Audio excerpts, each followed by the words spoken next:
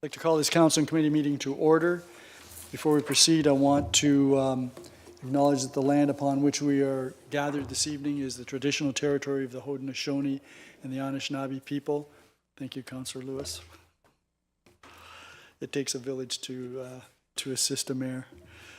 We are the beneficiaries of ancient agreements such as the dish with one spoon between the Anishinaabe and the Haudenosaunee, who agreed to share the abundance of the land through peace, friendship, and mutual respect. The two-row wampum by which the Haudenosaunee welcomed the settlers and agreed to share the land in mutual respect, and the Treaty of Niagara, considered a fundamental document by First Nations in all future relations and treaties with the British. We recognize that we have a responsibility to be stewards of the land, in cooperation and collaboration with the Indigenous peoples, not only for one generation, but for all generations to come.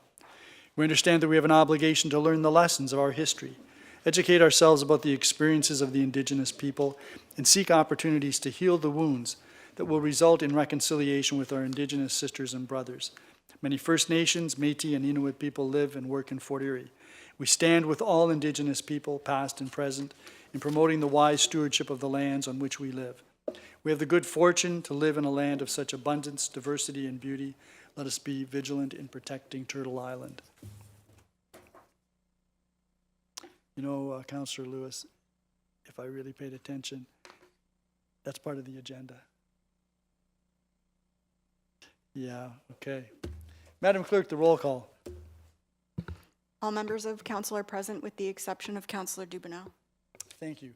There is no addendum this evening, but I've got a few brief announcements. One is a joyful one. On Saturday, I had the opportunity to attend and present a certificate of congratulations to Lyle and Jean Hawkins, who have been married for 75 years. Now, I know that there's no one in this room that's 75 years of age.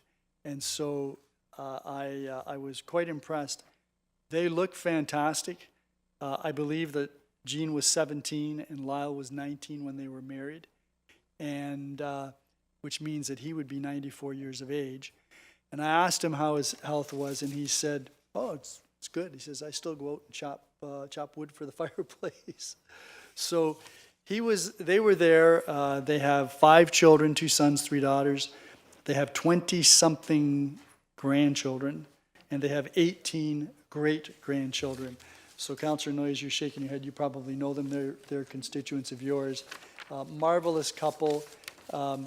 They had their reception at the Stevensville Fire Hall, and the place was jam-packed. People were coming in and going out throughout the afternoon.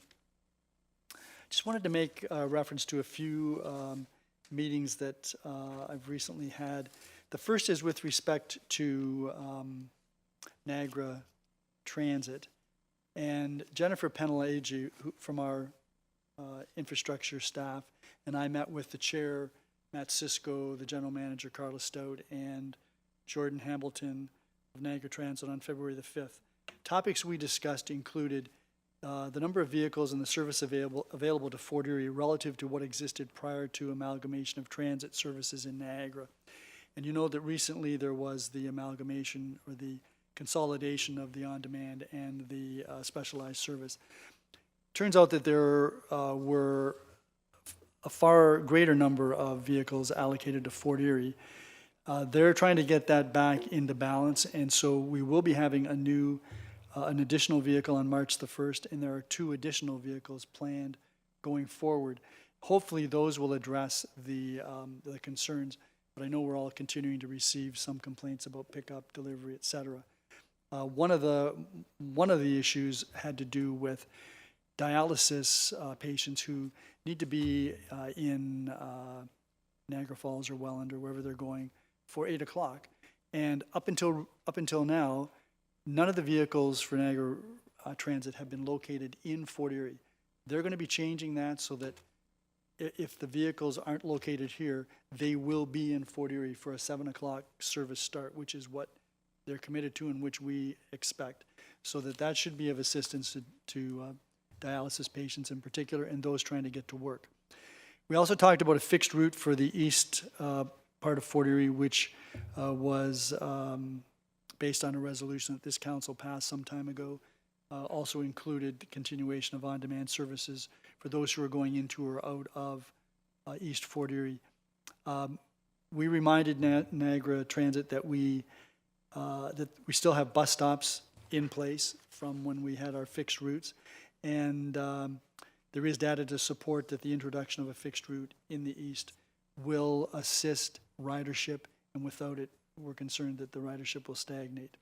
We also talked about intermunicipal transit, and we have spoken about, I and the staff at and the chair at Niagara Transit have talked about a north-south circle route that would take people directly from one municipality to the hub of another.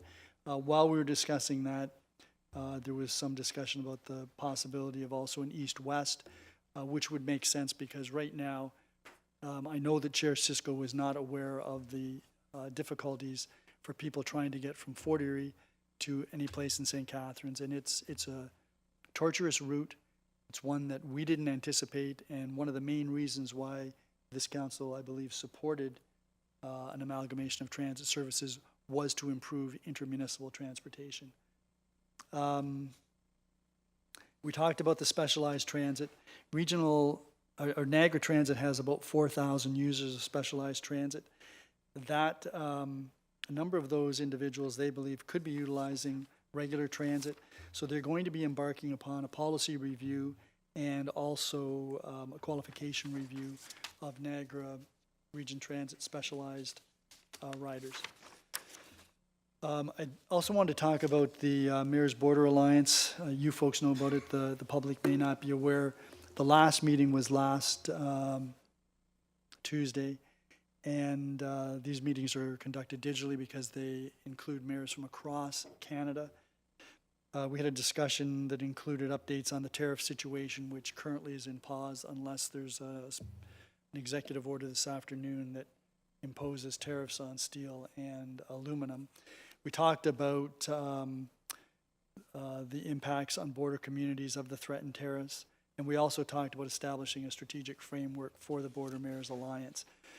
The consensus is that we should continue to reach out to our U.S. counterparts and other elected officials with whom we have relations to talk about the impacts here and also the impacts in their own communities, and I know that most of them are fully aware of that. We should avoid provocative comments or actions simply because we're trying to maintain a relationship on the one hand, and so the preferred route is to try to ensure that accurate information regarding Canada and our trading relationship with the U.S. is disseminated, and we should stand firm on our opposition to tariffs being imposed by the United States. I've had an opportunity to reach out to a number of manufacturers, local manufacturers who export to the States. I've also spoken to the executive director of the Chamber of Commerce.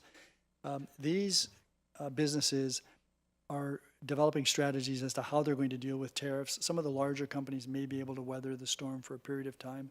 Smaller companies are going to have greater difficulties. Really small businesses, if they have alternative opportunities to transfer their business to the United States, will probably do that. So there may be some business losses here if in fact the tariffs are imposed. There are a number of things that we can do locally.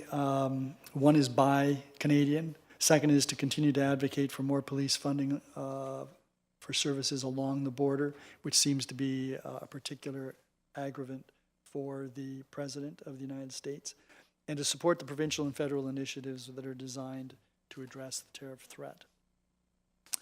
The next item I wanted to talk about was some recent meetings with Niagara Health. With the board, several councillors attended a board meeting with me. I think that was 2 weeks ago, where we had an opportunity to address the Niagara Health Board of Directors and explain to them what our issues are and what we believe is necessary for residents of Fort Erie to have continued access to the health care that we need and that they deserve. We also met with the president and CEO and her team last week and talked about ways that we can go forward. There have been some media releases that have been put out by Niagara Health, which have, I think, put the most positive spin possible on where we're going forward. We do have some commonality. We do have a need to work with Niagara Health. We know that, I know that the Minister of Health expects that there will be some collaboration. The reality is that Niagara Health takes the position they're not responsible for primary care, but urgent care centers and emergency departments are primary care. They have a family physician lead who obviously is dealing with family matters. And the reality is that municipalities are not in the healthcare space. We're not supposed to be. We are, simply because otherwise we're standing in the dark without a candle. So we've lit the candle. We've tried to address these issues now for over 25 years. And so in that vein, we want to continue to work with Niagara Health. They've indicated that they will reinstitute a presence on our Community Health Services Committee, which is good. But the short of it is, and I won't say anything further right now, but I will be responding to Niagara Health's media releases. The reality is that the simplest and the most sensible and practical option to satisfy primary care and immediate health care in Fort Erie is for Douglas Memorial to continue its operation. And all of the services that are provided there are services that we continue to need. We understand that there's a need for us to attract more family physicians, which we will do. We understand that there's a need for us to take some initiative and to continue to work with Niagara Health, which we will do. And we will pursue the tenor of the October 21st, 24 resolution that this council passed, requesting funding for the continuation of services at Douglas Memorial without removing any funding from Niagara Health. But I wanted to assure the community that that is our position. Continuation of operations at Douglas Memorial. And that is not until such time as a viable alternative is found. We believe that the operation of Douglas Memorial, with what it has now, with some enhancements, is actually part of our long-term healthcare solution. And so we will work with whatever partners we need to in order to ensure that takes place. And finally, Saturday, February the 22nd, so that's 2 Saturdays from now, the Brain Injury Association of Fort Erie is hosting the coldest night of the year. That the gathering takes place at Greater Fort Erie Secondary School across the street, starting at 4 p.m. By the time the walk is done, people have had a chance to have a snack, unwind. It'll be about 7 p.m. So this is a good opportunity for individuals in the community to participate in a coldest night of the year walk and to make donation to the Brain Injury Association of Fort Erie, which is now, it's got to be over 40 years in operation now, and it's provided tremendous service to our community over those years. So those are the announcements. Are there any declarations of pecuniary interest? There being none, we have some upcoming public meetings and open houses. We have an open house for the official plan scheduled for Thursday, February the 20th, 2025 at 5 p.m. here in the atrium in the town hall. We also have a public meeting. It's an official plan and zoning bylaw amendment application for Spears High Point subdivision. That is scheduled for Monday, February 24th, 2025 at 6 p.m. here in the council chambers. And there will be a report. They're usually available the Wednesday before that meeting. And we also have a public meeting for a zoning bylaw amendment and draft plan of subdivision for Crescent Acres subdivision. And again, Monday, February 24th, 2025, 6 p.m. And the staff report on that should be available on our website the previous Wednesday or Thursday. There are no public meetings this evening. We do have a consent agenda with a number of items. Can I have a mover for the Councillor Lewis? So the consent agenda consisting of the 2024 Annual Water Quality and Utility Summary Report, a memorandum of understanding regarding the engineering function and review in Niagara, a land committee meeting minutes, and the municipal drinking water licensing financial plan. Are there any questions or comments? Councillor Noyes?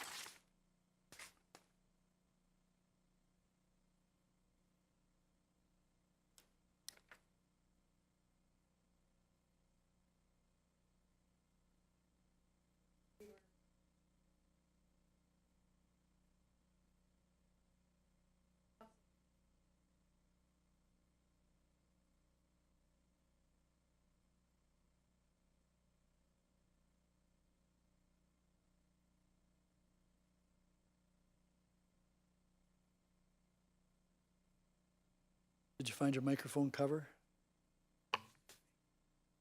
So yes, quite right. I drink a lot of water. I drink water before I go to bed. I drink water when I get up in the morning. I drink water throughout the day, all from the tap. So it's got to be working for me. Any other questions or comments? Councillor Flagg. Thank you, Your Worship. ISO 5, there's a line through the pre-consult that is indicated as being required. And I'm just wondering how that change is going to affect that overall report. Jordan, I'm sorry. Mr. Frost, did you pick that up? Yeah, I'm just flipping to the page in the report if you give me 2 It's 3.3, I believe. In the agreement? That's correct.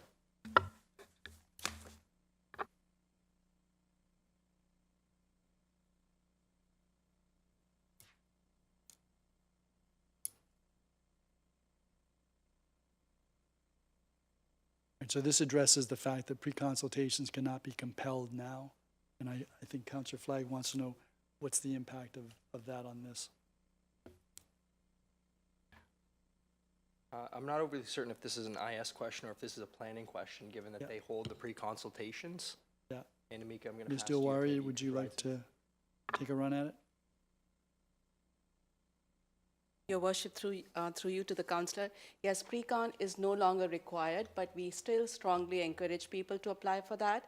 But if somebody does not go through a pre-con and submit an application, we cannot deem it incomplete.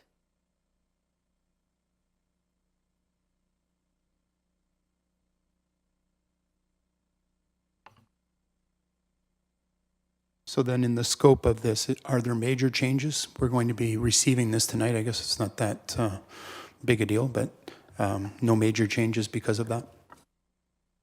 From an engineering function, we would still be looking at the applications to make sure that our interests in terms of water servicing, wastewater servicing, stormwater roads are still addressed through the application process. So I don't see any major changes from protecting our technical interests. And the timelines would not be required, so those would be kind of mute points within this? That's correct. Thank you. So Ms. Dilwari, just to follow up on that, just as a matter of procedure, there is no pre-consultation. At some point, a developer would need to know what they need to do in order to proceed with their development. And that would include, I would believe, some engineering data and reports. So how does that get worked out? Your Worship, we would still, when we receive an application, even before an application, if we receive an inquiry, we would say you should go through a pre-con. But if an applicant chooses not to go through a pre-con, we cannot force them. And that sometimes leads to problem because the information that they have submitted may not be accurate, or we need more information. So it creates more problem for staff, and it also, instead of expediting an application, it basically delays that. But unfortunately, Planning Act has removed that provision from the Act now. In practice, are developers still seeking pre-consultations? Yes, Your Worship, we haven't received any pushback from the developer, except in one instance, it was a consent application. They chose not to go through a process, but as of now, most of the people are complying with that requirement, that recommendation from staff. Thank you. Councillor Noyes. Thank you, Mayor Redekop. On the same report, ISO 5/2025, there's talk now that the cost for the region's review is now upon the applicant. So I'm just wondering, what is the cost change from before this till now? Do you know that, Ms. Delwaria? So if a person goes through your worship to the councillor, if you receive a pre-con, if somebody submits it, the region can only ask them a fee if it's an infrastructure issue because they're out of the planning function, and they have to show us a receipt that they have submitted that fee to the region. And once we get that confirmation, we'll hold that meeting. Yes, thank you for that explanation. What is the cost? And do the individuals pay it now, or is this an additional cost to the individual? No, your worship, through you to the councillor, yes, it's the same cost. They are still paying that amount as of now as well. We are waiting for a revised fee schedule to come from the region, but as of now, they are paying the fee. They'll continue to pay that fee for infrastructure review. Okay, thank you for that. My next question was on CAO report 0120, the land committee meetings. Oh, stop it. Land committee meetings. There was mention about the coal docks and a 25-year lease. What happens in 25 years?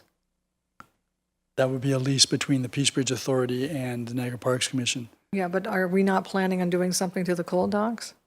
Like ourselves? We've had we can't do anything without dealing with the parties that have the ability to control the property. So I don't see, my expectation would be if it's a 25-year lease and it's extended, it would simply be further extended because the Peace Bridge Authority has no need for it. Parks Commission would have some reluctance to take on ownership because of the environmental issues. So I would expect that the arrangement would simply continue on. Okay, thank you. Any other questions arising out of the reports? If none, I'm going to call the question on the consent agenda. All those in favor of the recommendations? None opposed, that is carried. That then takes us to Planning and Development Services, and Councillor Christensen, I'm going to hand this over to you. Thank you, Your Worship. Planning and Development Services is now in session. This evening, we have a number of presentations and delegations and reports. So, the first of the three presentations will be offered by Mr. Steve Weaver and Mr. Patrick Casey of GSP Group with respect to the Parks and Open Space Master Plan, and the report will be considered later, PBBS 10-2025.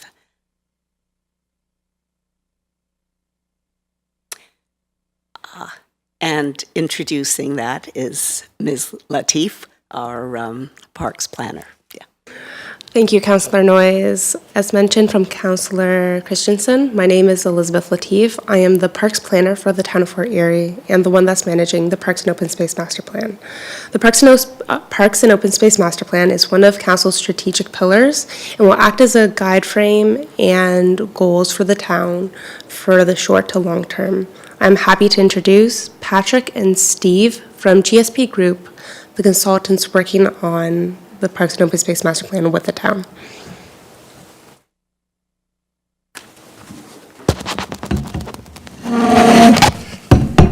There.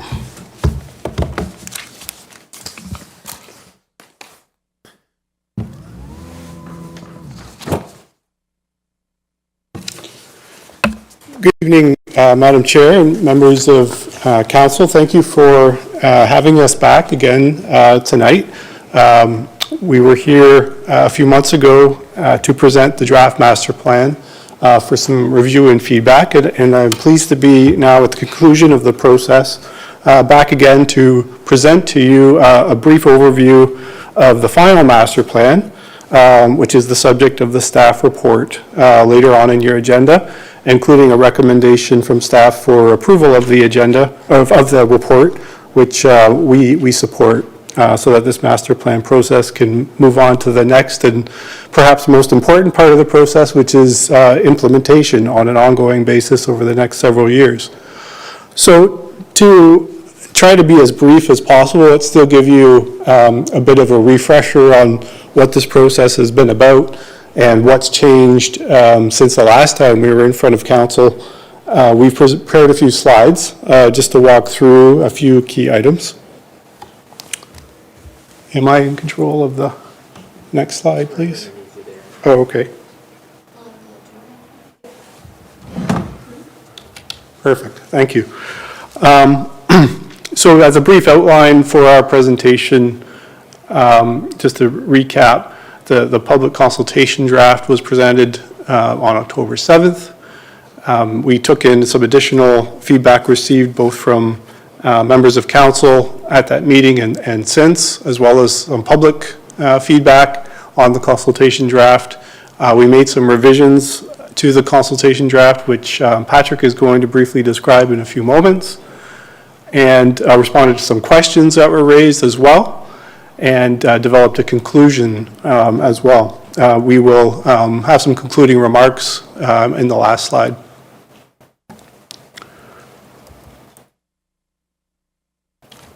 Oops. There we go. So again, just a bit of a recap on the purpose of the master plan. So it is an overall framework for decision making over the next 15 to 30 years. The implementation plan focuses on a narrow time frame for the foreseeable future in terms of actions that need to be taken and capital investments to consider. And again, the scope is town-owned parks and outdoor facilities. I will add one caveat to that is there is at least one park space that we know of, Optimist Park, that has been managed by the town for many years on a lease basis, and we have been aware of that since the beginning of the process. The town has routinely included that park space in the parks inventory, and it was provided to us as part of that inventory and did form part of the provisioning levels that were calculated. Of course, if things were to change with that park in the future and the town no longer had access to it or the ability to provide sports fields and other amenities as part of that park, that would have to be accounted for in the future park needs to make sure that that isn't a loss to the user groups. The intent of this plan is to build upon the successes of the previous master plan. One of the steps was to go through the recommendations of that plan, and it was good to see that much of the action items identified had been implemented. Of course, that's a long time ago now, nearly 20 years, so much has changed in Fort Erie, and additional change is forecast into the future with growth and development. So this plan is intended to ensure that the best information that we have today is used to guide us going forward. This has also critically been informed by extensive consultation with the community, user groups, other interested parties and stakeholders who are involved with the parks, community partners and public agencies, such as school boards, the Conservation Authority, etc., all with the mind of trying to ensure we have the best understanding possible to build this master plan around, and that we are responding to community input and priorities. One of the critical items that is an ongoing framework, which Elizabeth referred to, is the parkland classification system. And this is really your framework to ensure that as the community continues to grow, that appropriate standards are used and evidence is used to demonstrate where additional parkland needs need to be addressed, and to have some consistency and uniformity in terms of the role and function of different parks, so that it's understood where additional neighborhood level parks are needed as subdivisions are built, as broader community growth takes place, where larger parks that may have sports fields and other facilities are needed, and where investments in town-wide or destination type parks may also be needed in the future. In addition to that, there are some overall standards. Again, this master plan's at a high level, but it does have some overall standards for parkland provisioning. And this is really a bit of a measuring stick and a matter of setting targets so that progress can be measured over time. To summarize a bit of what was discussed previously, again, this incorporates the asset management planning that the town has done over the years with respect to parks. So critically, a master plan is not just about what needs to be built in the future to keep up with growth, not just about new parks, it's also about how to manage and your existing assets, and that includes renewal and replacement of existing park structures and facilities as age catches up with those things and circumstances change in the community where that may dictate some renovation and rehabilitation of existing parks.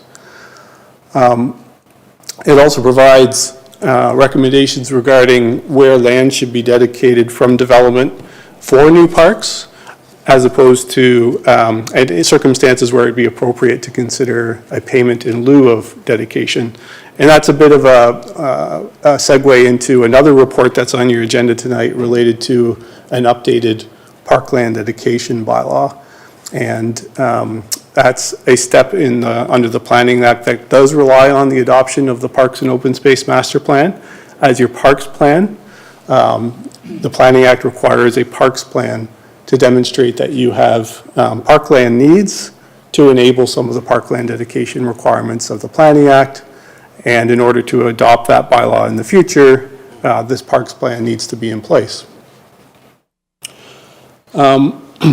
Lastly, and again, this is referring back to my earlier remarks about that critical step, and perhaps that most challenging step is the implementation of the plan.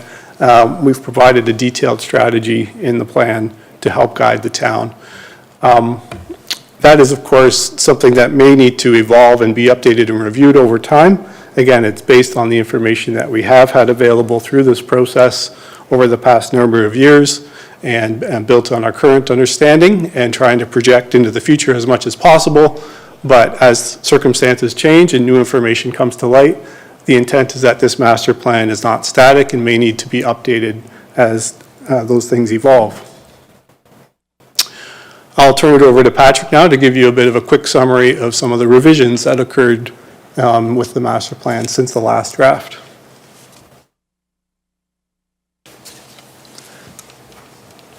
Good evening, Mayor, members of council. Thank you. It's a pleasure to be here again. As Steve mentioned, this should go up, right? Not anymore. Okay. As Steve mentioned, I'll keep my remarks to the revisions that have been made to the consultation draft that was presented in October. The October presentation that we gave provided, some would say, exhaustive detail on the contents of the consultation draft, so I don't think there's a need to repeat that. The revisions that I'll talk about here fall under sort of 3 bullet points, as you can see there. Updates and corrections that were made to the park inventory with help from town staff, as well as resulting updates to excuse me, calculated provision levels and projected needs.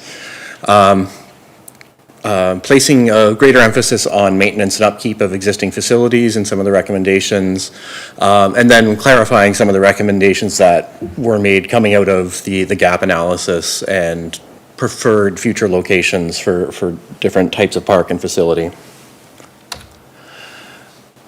So in terms of updates and corrections, most of these were minor. I think most of them were a facility that some places maybe had a new piece of equipment or new feature that needed to be added to the inventory.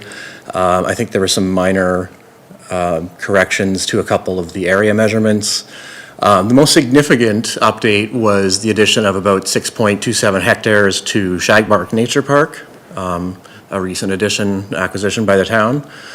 As a result of the corrections, the overall provision rate calculated in the master plan has been updated from, it was 4.32 in the consultation draft, and that provision level is now 4.68 hectares per 1,000 residents of the town overall. In terms of town-wide park classes, which you might recall include destination parks, nature parks, and cultural spaces, as well as anchor waterfront parks, but the addition of this area to Shagbark Nature Park increases the current provision of that class of park from 1.5 to 1.86 hectares per 1,000 people. And actually based on the population projections that we used, that currently sort of satisfies that projection until 2041. So I think this is another good illustration of the town has been fairly proactive in making sure that its residents are well supplied with outdoor spaces, and this just sort of reinforces that observation.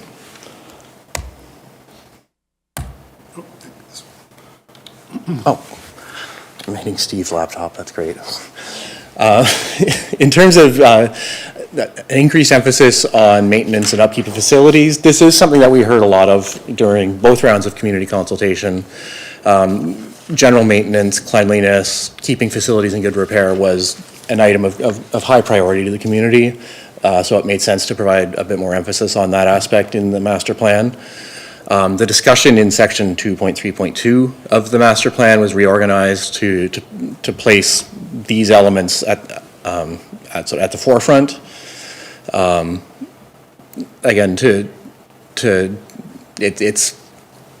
I don't want to, but it can be easier to maintain what you already have than it is to acquire totally new spaces. So, sort of in recognition of that reality, as well, like I mentioned on the previous slide, some of the need for additional park space has been alleviated by recent additions. So it made sense to emphasize maintenance and upkeep of what's existing.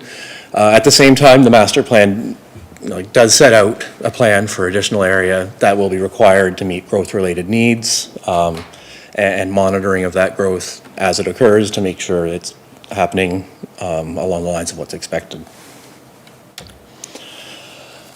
And then clarification of some of the recommendations regarding the gap analysis that was performed in terms of where additional park space might be a good idea, and preferred future locations for parks.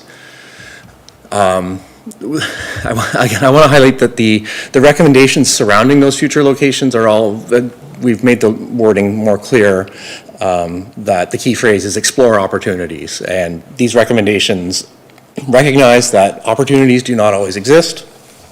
If opportunities do not exist, then you've fulfilled the recommendation, you've explored them, but they're not there, it's not feasible, it's not practical within the within the time frame that you're looking at. The recommendations don't place absolutely no obligation on the town to acquire or develop land. Again, we've rephrased some of these recommendations to make it clear that it's about exploring what's possible, and not prescribing what has to happen at a specific point in time. We've also added some mapping about to show additional recommendations regarding townwide park classes, those nature parks, cultural spaces, as well as linear parks, and extensions to existing trails. And then just a few responses to some of the questions that we received regarding the public consultation draft. One of them was, at one point, the master plan does refer to the most recent population estimate for the town of Fort Erie, which I think, as I speak right now, is still for 2023. Every year, Statistics Canada releases a population estimate for every municipality. In census terminology, it's called a census subdivision, but when I say census subdivision, that means the same as a municipality. The town of Fort Erie and its municipal boundaries is a census subdivision. Those estimates are provided on a yearly basis. The master plan, however, relies heavily on 2021 census data because that provides a greater detail in terms of other demographic statistics at sub-municipal levels. They're called dissemination areas and dissemination blocks. I won't get into the sort of the technical definitions of those, but census data provide a much more finely grained picture of what the community looks like demographically. So that's why 2021 census data are used throughout the master plan. Again, the yearly population estimates are just an estimate for the entire town. It doesn't provide any sort of numbers for any geographic level below that. The projections used and included in the master plan are based for the 2041 horizon on the development charges background study that the town undertook, and for 2051 on the recent updates to the Niagara Region official plan. So the use of those projections follows the sort of standard practice and is consistent with other documents and studies that have been presented to you. And one other addition I should mention to the master plan is that we were provided with some additional information about parks and spaces that are not owned or operated by the town. Specifically, most of them by the Niagara Parks Commission, as well as the Stevensville Conservation Area by the Niagara Peninsula Conservation Authority.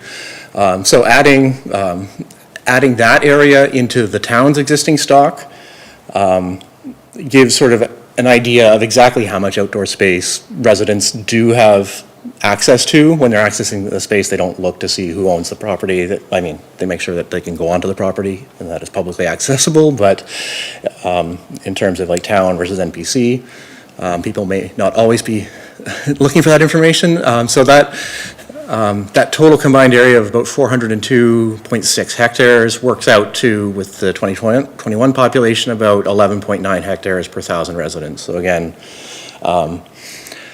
the spaces were left out of the recommendations because we don't want to give the impression that we're relying on these other agencies to provide park space for the residents, but it does give a realistic, sort of pragmatic picture of what people have access to. And of course, the recommendations in there do recommend that the town continue to seek out opportunities to coordinate and collaborate with other agencies so that residents can continue to enjoy these spaces for years to come. And for the conclusion, I'll turn it back to Steve. Thanks, Patrick. So yeah, just to wrap up our presentation, and then we'll be happy to take any questions. Should you have any of us tonight? So again, this master plan's been informed by extensive public consultation. Including in the October draft, we took in some additional feedback and comments from yourselves and from the public to make sure that the final recommended master plan that's before you tonight has incorporated that last round of comments that we received. That said, it isn't intended to be a static document. It may not have all of the most recent information and data in it, because if we tried to do that, we would never be done this process. So appreciate that. Their next challenge is the implementation step. And through that, there's recommendations in the master plan about always using the best available information that you have at that time. And as capital projects are brought forward for council to consider, as new things arise that may not be dealt with in this master plan, the document is flexible enough to allow for that. And again, for you to reflect on and ensure that it's based on the best information that is available at that time. It is an overall guide for decision making. As Patrick referenced, it isn't to the degree of an official plan or a statutory type of document, though. It's a guide, it's a blueprint, and it allows you to adapt as you go into the future to ensure that all of your best available information is considered, but also establishing a foundation that there are some overall aims and objectives that we're trying to strive for, and those are set out in the master plan to give you a lens to evaluate different proposals against. The goal is succinctly kind of described here as providing a sustainable, well-maintained, and equitably distributed system of parks and open spaces. I'll leave it at that, as that's a very short statement that kind of encapsulates the goal of the much longer master plan. And again, at this time, happy to take any questions. Thank you. Thank you. Questions? Councillor Noyes. Thank you, Councillor Christensen. Thank you for your presentation. My first question is, how many parks and open space master plans have you completed? So GSP as a firm has been preparing these for about the past 25 years, and I don't have the exact number of how many we've completed as a firm. It's definitely more than 20. Myself, personally, I worked for another firm prior to 2008 when I joined GSP, and I prepared about 12 at that firm, and probably another 10 to 15 since joining GSP. So I'm probably close to 30 myself now. Okay. I wouldn't mind, actually, not right now, if you provide me with the names of some of those parks and open space master plans. Certainly. I would appreciate it. In your report, on at least two places, it's a huge report, so I'm not saying I memorized every page. You referred to COVID-19 as the reason for the interruption. This started in 2017. The final report was supposed to be given to council in September 2018. So how did the pandemic, which started in 2020, affect the report going to council in September of 2018?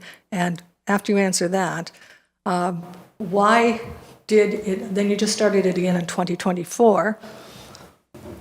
Why these time changes? It's going to take me back a little bit in memory, but so there was a work plan and a schedule established to prepare this master plan from the outset. We prepared background documentation. We did some extensive consultation. We got high number of public surveys back in the winter and spring of 2018. There were draft documents produced at that time, including a background report. I think this was an issue that was experienced on both the consultant side and the town side, but it did come down to a resource issue where it took a long time to receive comments back on some draft materials. We wanted to ensure that it wasn't viewed as a rushed process from the public perspective, that we were giving people ample time to respond and react to background information, that we were ensuring that the information that was being put out was correct and up to date. That's, again, to the best of my memory, some of the reasons why it didn't get completed at that time. There were a number of factors that I think it was an agreed with staff at that time who were different, that we weren't going to be completed on the original schedule, and we redid the schedule several times along the way. Again, I take that with a grain of salt because, again, in 2017, 2018, you had 2 public open houses. The last one being... Excuse me, Councillor Noyes. I think there is a history, obviously, but I think perhaps we should be looking at the substance of the document before us. I need to, I don't want COVID-19 showing up in this document anywhere. It has nothing to do with COVID-19. Never did, never will. But anyway. Yes. This is an opportunity for councillors to ask questions of the delegation. That's correct. Want to make a statement, you can do that when the report's on the floor. Well, the question was about COVID-19, which was in the report. Well, you made a Anyway, statement I'll move about what on. you wanted in the report. I'll move on. You seem to use target population to determine park needs and recommendations. Every place I go, it's targeted population. What I don't see in this report, and maybe it's somewhere, is on the pages that you're using this formula. Where did you get this formula from? Like where's the notes that say, okay, it says you need 10,000 people for a baseball park, Class A. Where does that information come from? What is the source of that information? Okay, so through you, Mayor, those provision level targets were based in combination partly on existing provision levels, which from the results of the consultation that we did showed that residents were for the most part satisfied with. So in order to maintain current levels, those provision standards, they also compared to other municipalities and very similar type of levels. But I would say the primary driver was community satisfaction with current provision, and therefore to maintain that provision, what needs to be done going forward. Okay, and I'm not quite following that because you're in your recommendations, and there's several pages of it. You say you need a population of 10,000 to have X. You need a population of 7,000 to quantify for this. You need, for whatever it is, baseball park, tennis park, community park, whatever. You're basing it on population and saying, okay, with this population, you need X amount of this facility, like this sports activity or whatever, this open space. I don't know how that had anything to do with consultation. Councillor, you're making a statement, so... So I want to know what the source was for the formulas that you're using. So the source of the formula or the standard? Yeah. And And I can add to what Patrick described there through the chair to the member. It's an overall guide. So again, we took an inventory of what the community is provided with now in terms of numbers of facilities. We consulted with the community generally and specifically with the people who use those facilities. And if we had received feedback saying there's not enough soccer fields, there's not enough of this and the other thing for the current population, that would be reflected in our comments, and we would have to carefully think about how we project forward. But the theme of the response in many cases was that it's the right amount, and we shouldn't stop there though, because if it won't be the right amount, if more population is added, those standards will start to diminish. It isn't unlike, again, using as an overall guide for predicting the future as best as we can, where development charges, for example, are based on historical service levels. You're trying to plan for a defensible and scientific future service level that is going to be your overall guide.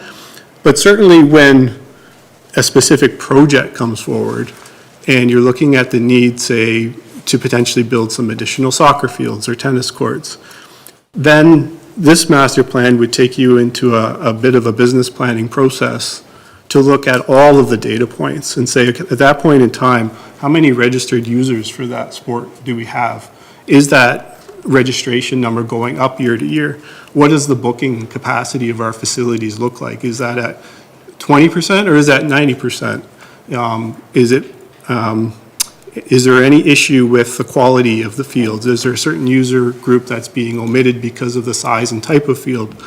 And there would be this evidence-based process of formulating how many fields do we need and where should they go and when should they be provided.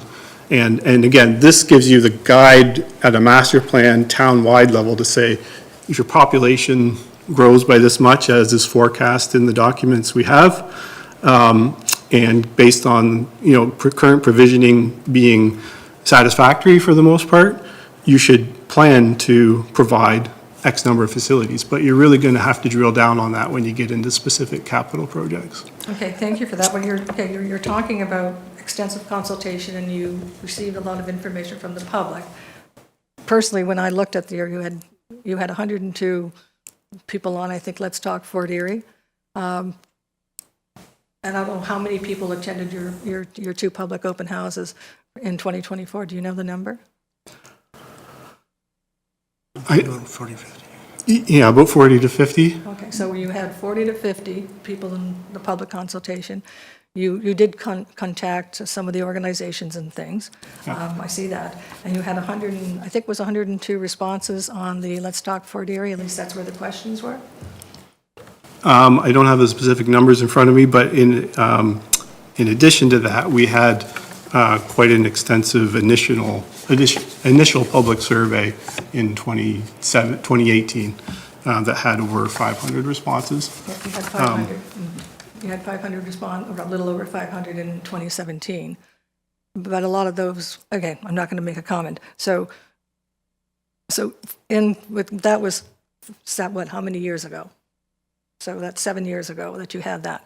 So I'm talking about 2024 consultation, extensive. You had 102 responses on Let's Talk 40. I think that's the right number. And you had 40 to, let's say, 50 people attending. And you talked to a number of organizations. That's extensive in your book. Through your worship, if I might, to offer an analogy, I'm sure most of you receive emails from your constituents, and I think it's sort of a rule of thumb that, why should I send an email or a letter? Well, because you sending that letter is not just for yourself, it's for the 100 people who didn't send the letter. And something similar is at play when it comes to public consultation for these documents. Yes, it seems like a small number of people who show up, but those people are sort of representing the people who have similar concerns but didn't show up because for whatever reason. If I could add through the chair, I think the intent of the 2024 consultation was, well, it's similar to the 2018, was to give people a full range of options of opportunities to participate in different formats, online, so it's convenient, in person, so that it's more in-depth conversation, representing their interest group. So when we speak to the key organizations that have information like registration data and usage schedules and so forth. But it wasn't about dismissing what happened previously. It was about, has anything changed that we need to ensure reflects? Is the messaging different? And it is never, without spending, double on the project and doing a statistically valid random household survey of phone calls or knocking on doors, which would take a very long time. It isn't often done. We try and draw as many people out from the community as possible to participate and invite all the known stakeholders and user groups and get the best information we can. We obviously can't control how many people ultimately participate in the process, but we give them every opportunity to. Again, I'd come back to, we had good consultation numbers in 2018. The key people who provide data about their sport and organization provided their input and participated. So that gave us data on the things you're asking about, such as number of fields and satisfaction levels with inventory levels and that kind of thing. And we didn't see any substantive swings or changes in the overall themes that were emerging as compared with the 2018 consultation. So it just kind of rebuilt our confidence in that information. But to wrap that answer up, and I know it's a long one, this is not a static document. There's a whole section about consultation. It has to keep going. And every project that comes forward that has a dollar value assigned to it, there needs to be consultation with the people impacted by that to get it right. Okay, I'm going to move on this. In the Douglastown to Black Creek, like the way you group the town, you had Fort Erie over here, and you had a fair amount, I think 17,000 to 18,000 people in that catchment area, like Fort Erie. But then you separated Stevensville, you separated Black Creek, Douglastown, you separated Crystal Beach, Ridgeway maybe, and then you had another area, I think it was, can't remember the third one, Thunder Bay, whatever. You had different areas. So you had 18,000 people in the one area, you called it Fort Erie, and then the other areas were much, much smaller. And when you're using a targeted population formula, how does that, why didn't you kind of do Bridgeburg and do, you kind of combined 18,000, 2/3 of the population in one, and then you divvied up the rest. Why take that approach? So, through you, to clarify, yes, the Fort Erie urban area was included as one of the 4 urban areas considered in the master plan, but Fort Erie urban area was divided into, I believe it was 3. We had 4, but Craft had very few people living in it. So, and then those were also divided into sub-neighborhoods. We decided not to include the sub-neighborhoods in the master plan because that was a lot of data that seemed like it would be excessive and possibly annoying for people to deal with. But we did have some sub-neighborhood level data as well. I think Bridgeburg, Gilmore, Garrison, Fort Erie proper, Lakeshore, Walden. Now I feel like I'm reciting. So we did consider sort of smaller geographic areas within the Fort Erie urban area as well, like you said, to get sort of a more meaningful comparison in terms of population numbers. Yeah. I think what you're getting at is it isn't just pure population that dictates the need or interest in some type of park or facility. It's geographic distribution that, and that's common for this kind of community where you're a community of communities and you have some land space between different population centers. But at the same time, the intent of the guiding population-based numbers, it's a guide forecasting forward, is that providing, if I use indoor recreation as an example, providing an arena in every urban area isn't financially feasible, and it isn't going to be a good bang for your buck because you're not going to get enough users in a smaller population center. And to some degree, that same principle applies to certain park facilities. There just isn't enough of a population base to make financial sense of a very high-level type of facility that costs millions of dollars. And so there are facilities that are more geographically distributed, and our recommendations are based on that.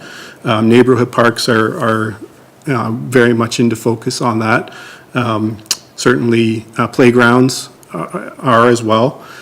And if there are additional facilities that exist in the larger urban centers today or are planned or proposed for the larger urban centers today and are not identified as a need going forward for some of the smaller ones, the master plan isn't, locked in to that. That doesn't prevent a community group from coming forward with a proposal that could be evaluated under the overall vision and guiding principles of the master plan.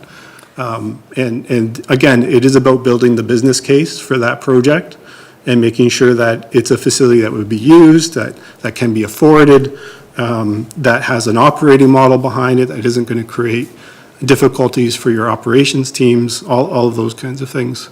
So I'm not sure if I've answered your question, but if I understand it correctly, I think you've highlighted an important point in future facility planning is also about geographic distribution, and we have taken into account, I'll assure you. Okay, I'm going to continue on another question. In the report, you have one windows to the water, and I'm assuming you're referring to Black Creek, Douglastown, because that's what we refer to, windows to the water. You have 5 in Black Creek, Douglastown, so you may want to look into that. You don't have one, you have 5, or potential windows to the water. Right now, you have none in Black Creek, Douglastown, if that's where you're commenting from. So where will you be looking into the windows to the water in Black Creek, Douglastown, the potential? I mean, they're kind of there. They're in the waterfront strategy. If I might clarify, the waterfront windows, that information was integrated from the town's waterfront strategy. There are waterfront windows in the Douglastown Black Creek area, but they're owned by the Niagara Parks Commission, so that's why they weren't included. As far as the data from the waterfront strategy had it, that was what was indicated according to that, so that's why they don't appear. No. Again, I'm not supposed to make comment, but I suggest in the waterfront. So as a point of order, Yes. you're right. You're not supposed to make. Yeah, so anyway, I'll do that later. The Black Creek has the population numbers, I know you're using the consensus for 2021, you explained why. But did you do anything else to find out what the population, according to your charts and whatever, you have 95 children in Black Creek, Douglastown. Did you look I think between 0 and 12 or something. Did you look anywhere else beside the 2021, like the 2 schools or anything else like that? Again, through the chair. So yes, that is 2021 information based on actual census data by what Patrick was referring to, dissemination areas or dissemination blocks. And we understand there's been some development activity in that area since then. And that would be accounted for in the growth forecasts that we're talking about, because we have forecasts for each of the different settlement areas. So although the master plan doesn't have, we don't have data that from Statistics Canada, except for the municipality as a whole, a population estimate, we don't have that dissemination block or dissemination area level data to know if that 95 children or thereabouts, doubled over the last few years or anything like that. But the master plan, recommendations should, as I was saying in my opening presentation, should always be based on and implemented with the best data at hand. So as a recommendation or a proposal comes forward to do anything in Douglastown or other areas of the municipality, the latest growth building permit information data should be referenced and summarized. Any indications such as school populations indicating a growth in children population should be considered as well.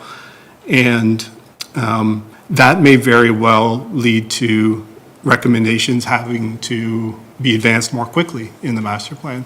So it's an overall guide, but a recommendation for 10 years from now might very well need to be brought to the forefront in 3 to 5 years if growth patterns dictate, if growth happens faster or in a different area that wasn't expected. If I might just clarify the source of that particular data, Statistics Canada makes census data available at the dissemination area level for age in single years. So we were actually able to go at the dissemination area geographic level and see, okay, this many people aged less than 1 year were counted, this many people 1 year old were counted. Given our confidence in Statistics Canada and in the interest of making efficient use of time and resources, we decided we didn't need to triangulate that type of data, that Statistics Canada was trustworthy enough that we could say that, yeah, this is a pretty reasonable idea of how many children live in this particular area. Okay, anyway, I have more questions about population, but I won't go into it. In Black Creek, Douglastown, in your forecast till 2051 is never going to have the you're recommending basically little, if any, changes or improvements or whatever until 2051 in your graph where we have enough land or whatever. So it's never, ever going to reach the number, the population strategy for a splash pad. But however, in that same part, you recommended that perhaps that area should be considered for a community park, which I understand is usually a destination park. Councillor, are you asking a question? Yeah, I am. So how can it not qualify for a small, like a splash pad, but it does qualify for a community park when there's a population of 1,400? So to answer the question about the community park, that was based on the gap analysis considering existing facilities, and that was one of the things we sort of refined the wording around to make sure that it didn't give the impression that we were telling the town to do anything in particular areas. The master plan is not meant to qualify certain areas and disqualify other areas. It's meant to provide a framework for making decisions when, and we have specific recommendations for factors to consider when making decisions, but we don't say, you must consider these factors. Here's the recommended priority order to consider certain factors depending on the circumstances. So to briefly answer that question specifically about Douglastown, but Black Creek, the community park recommendation was based on a combination of existing facilities and consideration of future need. Other recommendations regarding future provision would be based on those provision standards and rates. But again, it's not about qualifying or disqualifying communities based on population. It's about, here are some benchmarks to make sure that if things are being equitably distributed, it should meet these benchmarks. And if it's not meeting these benchmarks, maybe it's worth looking at. But again, as population distribution changes and that data is updated, the master plan should be updated to reflect those realities. Okay, and thank you for going back to the community park. That's perhaps a recommendation in the future type thing for this area. You recommended in the, I think it was recommended in the southwest part of Black Creek, Douglastown. Did you, whoever wrote these reports, did you ever go to Black Creek, Douglastown? Through the chair, yes, we toured the entire municipality, so all the parks, yeah. So, southwest, I think it was southwest that you recommended that if a community park, where would you put it? Because south is the creek. Again, just, that was based on mostly a geographic analysis, and that's one reason why we removed you might remember in the consultation draft, the circles had little stars in the middle, and we realized that was giving a mistaken impression that those were locational recommendations. It was more, given the current distribution of facilities, it looks like this area might help fill a gap. But again, the recommendation is worded as explore opportunities. If the opportunities don't exist for financial reasons, for physical geography reasons, then the opportunities don't exist, but at least you've considered where need might be. In your survey, I think it's the Let's Talk, I think you had 102 responses, I think. I could be wrong on the exact number. But in many of the questions, there was an 80% skipped that particular question. Did you use, Councillor, did you use that in regards to your percentages? I'm sorry, could you rephrase? I'm not sure I quite understand. We didn't like, There were no responses to Right. certain questions, that's what I. yeah, so they, in terms of the percentages, and the survey answers are all in Appendix A to the master plan, which I don't have in front of me at the moment, unfortunately. Do you want to, actually, if you want to go there, I can just provide a definite answer. It's not loading. Of course not.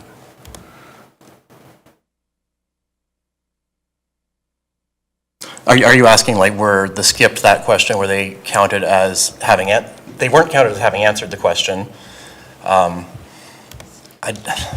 don't imagine they would have been included in the percentage of people who wanted or who were satisfied with specific facilities or any of that. Okay, here we go.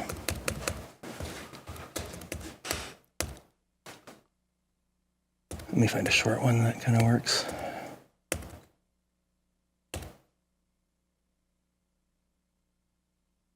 Okay. So, for example, question 26 on page 212 of the public consultation draft, or no, sorry, of the draft, final draft, says, did you or someone else in your household use the football field at Crystal Ridge Park in the past year? And the answer yes was 16 respondents at 11.4%, and the answer no was 124 respondents at 88.6% of respondents to that question.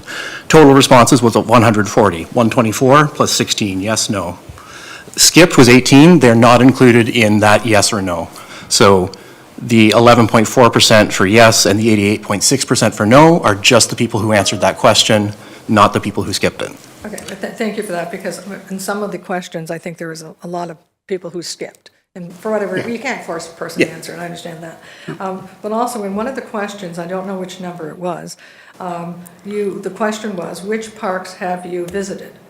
And you had a list of, what, 8 parks, I think? But you missed a number of parks. So, why? I can look up the question. Respondents were either given a list of entire all the parks to choose from, or they were just asked to name them. I forget. I think it was probably given an entire list to choose from.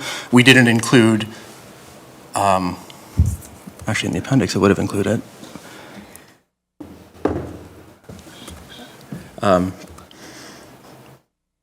If it wasn't included, oh no, yeah, which park? Question 11. It goes on for multiple pages. I believe we're just leaving out the ones that nobody said they visited, so that there weren't lines with 0, 0, 0. Yeah. Yeah. Okay, well, one of the, Councillor. I'm asking a question. And this has been about 35 minutes. And my concern is that we are talking about a concept document. Essentially, you're saying that you have significant concerns about the methodology. That's a good way of putting it. So that is essentially, I'm not quite sure where that goes, but I'm questioning the detailed challenge to the methodology in this particular concept. Well, I'm not going to respond to that at this point. I'll respond to it later. But one of the parks that you missed, in that list, was Bay Beach. Well, Chair, point of order, that's not exactly what the answer was given. If somebody didn't put down Bay Beach, it wouldn't be on the list. No, again, there's actually a list provided, and it says, which of these parks did you attend? And it had a list of, let's say, 8 or 10 parks. And then the last one was other, and that's where other parks were put in, like Memorial Park, Bay Beach Park. They were added by their participants, but it wasn't in the list. So I think I see the confusion here. Question 14 is, in the past year, which beaches have you or someone else in your household visited? So in an interest to make the questions more digestible, we tried to make the beaches one question and the waterfront parks one question, and sort of, I don't know, like not normal parks, but you know what I mean, like what you think of when you think of a park, yeah, in one list, so that people were provided with somewhat more digestible chunks. Now, I take your point that maybe it would have been more effective to avoid confusion with that other answer, to present them all at once, but so as not to present survey respondents and turn them off of doing the survey at all, with a giant page of possible responses, we tried to break it up a little bit to make it more manageable. So that's, and to further answer your question, out of a total of 145 responses to that question, we had 79 people say that they visited Bay Beach, which is 54.5% of respondents to that question. But it wasn't under the part, it wasn't under the question. Anyway, it doesn't matter. You'll be happy to know that was my last question. Your worship. I'm delighted.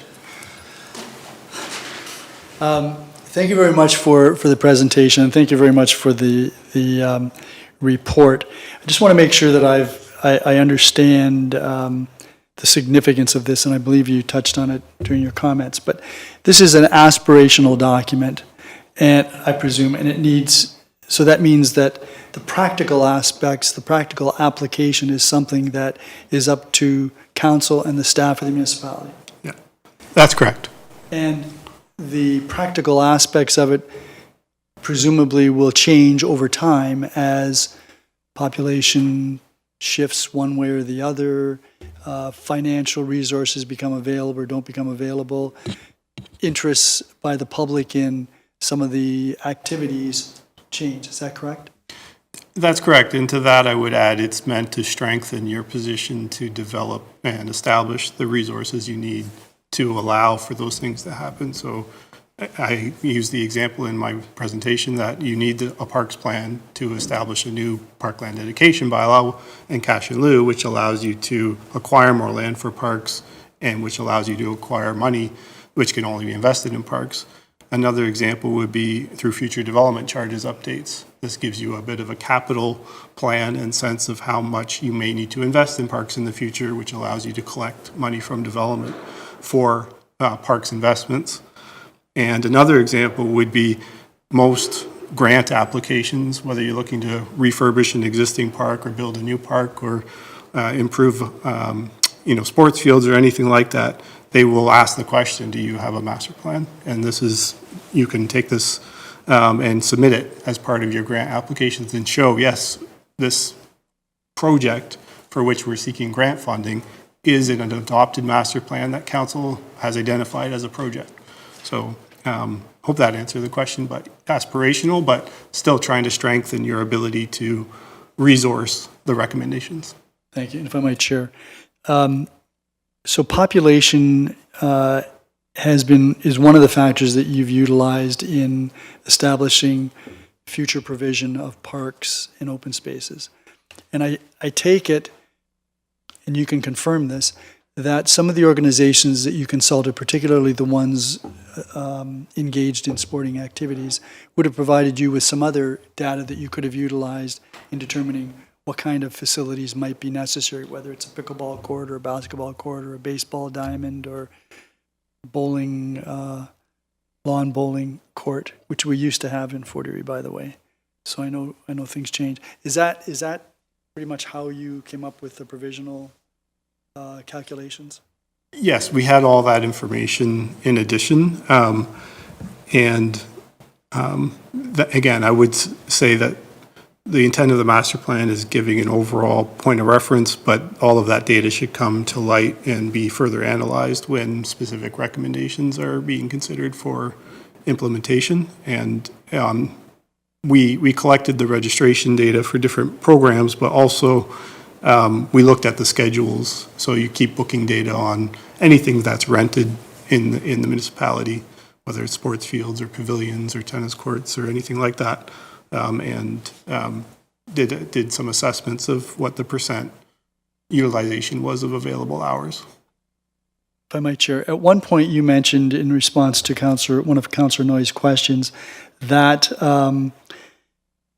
the provision level targets were based on the existing parks and open spaces plus the apparent level by residents of their satisfaction in those parks.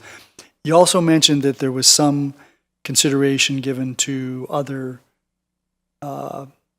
level of parks in other municipalities.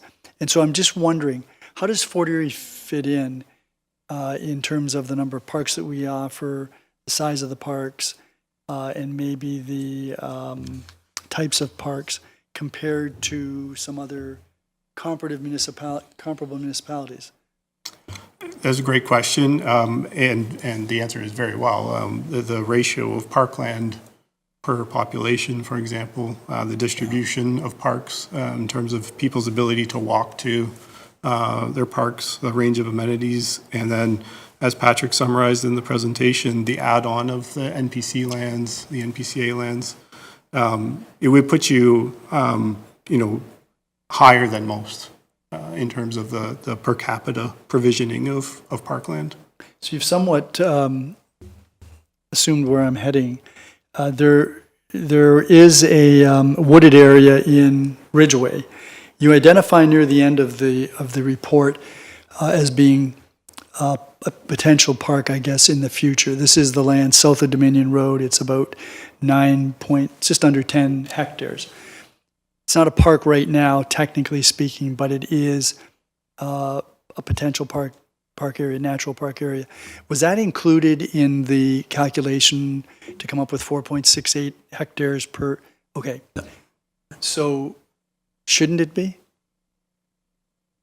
As you mentioned, it's owned by the town, but it's not operating as a park or as a town-owned park at the moment. So it was identified as a future park, but as a future park, it wasn't included in those calculations of existing provision levels. I believe you're talking about the one between the Friendship Trail and Shagbark? Yeah. So then as soon as the town decides to, there is a walkway from Dominion Road to that area. As soon as the town decides to sign it and notify the public that this is actually an urban forest, that would then become added to our inventory. Is that correct? Yeah, so through the chair, we have two aspects in the plan. One is what is the snapshot of parkland per capita today for different types of parks. And then if we look at that and project forward, how much additional parkland of each different type should you be adding to maintain that standard or a reasonable standard that is kind of an industry standard to maintain service levels. So this piece of parkland would count towards, what this master plan is recommending you do going forward. In other words, you're already ahead of the curve a little bit in that you're already acquiring some land that's going to help you meet some component of the future need. It's just a point in time factor. If we were maybe another few months into the future, it probably would have gone into the inventory side as opposed to the future need side. Okay, thank you. If I might, Chair, I don't want to monopolize this, but I did appreciate the modifications that were made from the time when you came here in October. I think they were very reflective of comments that you heard from council. The one issue that is still puzzling me is this notion that we have this large strip of land that runs from the north boundary of the town at just north of Black Creek all the way down to the old fort and slightly beyond. And that's land owned by the Niagara Parks Commission. The reality is, I think, that you wouldn't suggest that we, as an example, put in more boat launches in Fort Erie without taking into account the fact that there are 4 boat launches along the Niagara River. That's a great comment and question, and that's really the right lens to look at the NPC land, the NPCA land. Is it helps to meet certain needs. It's in some respects provides a value add to the residents of Fort Erie. It does bring with it some demands that other communities might not have. For example, tourists and others from outside the community who come and use that. It wouldn't, for example, in a new subdivision that's being built, diminish the need for a new park and playground to serve that neighborhood. But for the other functions that you're referring to, it certainly helps to offset some of the demands that may otherwise be experienced for greenways and linkages and waterfront land and boat launches and those sorts of things. That's a great. And if I might just to stick with that, there is a recreation trail that runs the length of the Niagara Parks Commission's lands.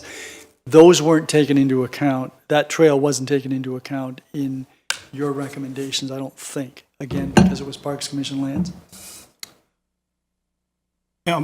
Not taken into account in terms of like quantifying length of trail that the municipality has in terms of town-owned and managed trails per capita, but from a trails perspective, yeah, the benchmarking on that isn't really so much about that kind of metric. It's more about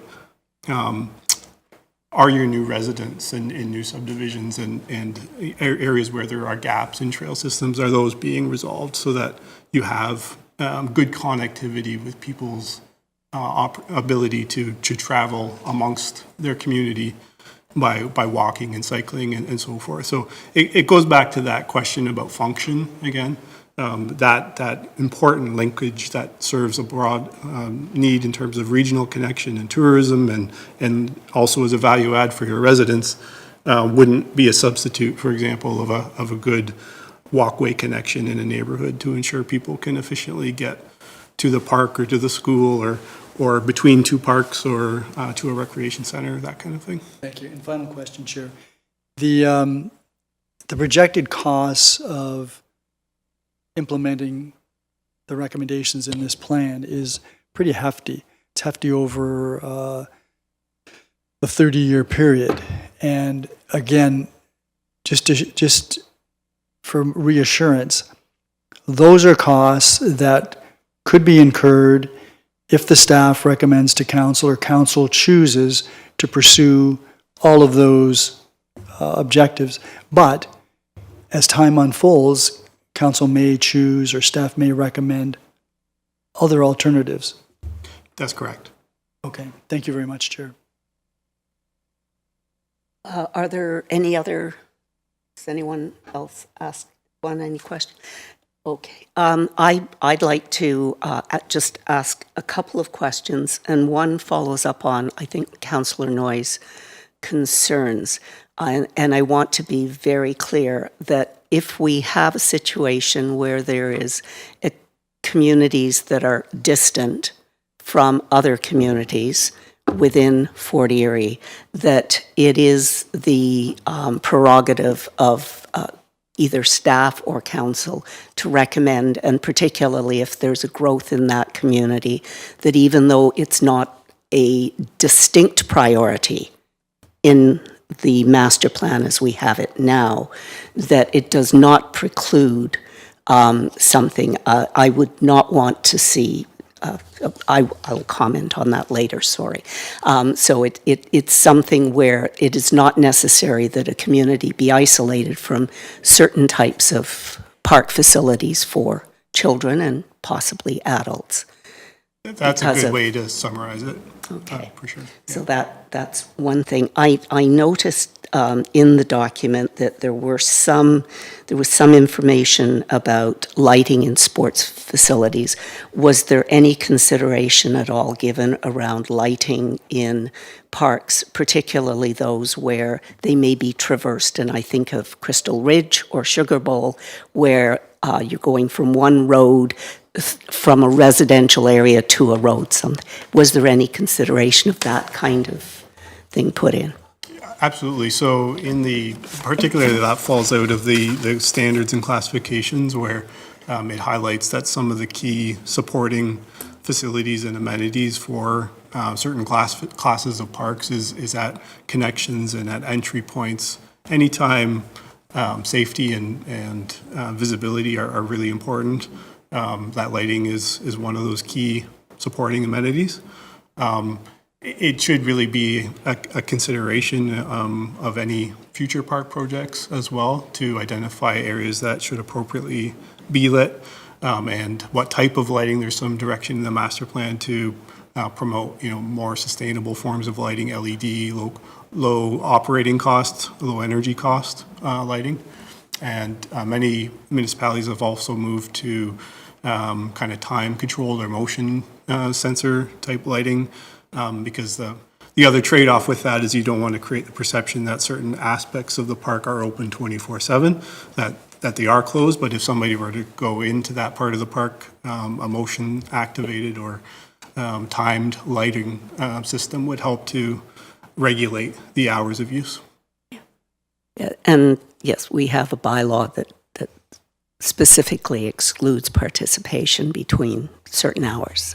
Right.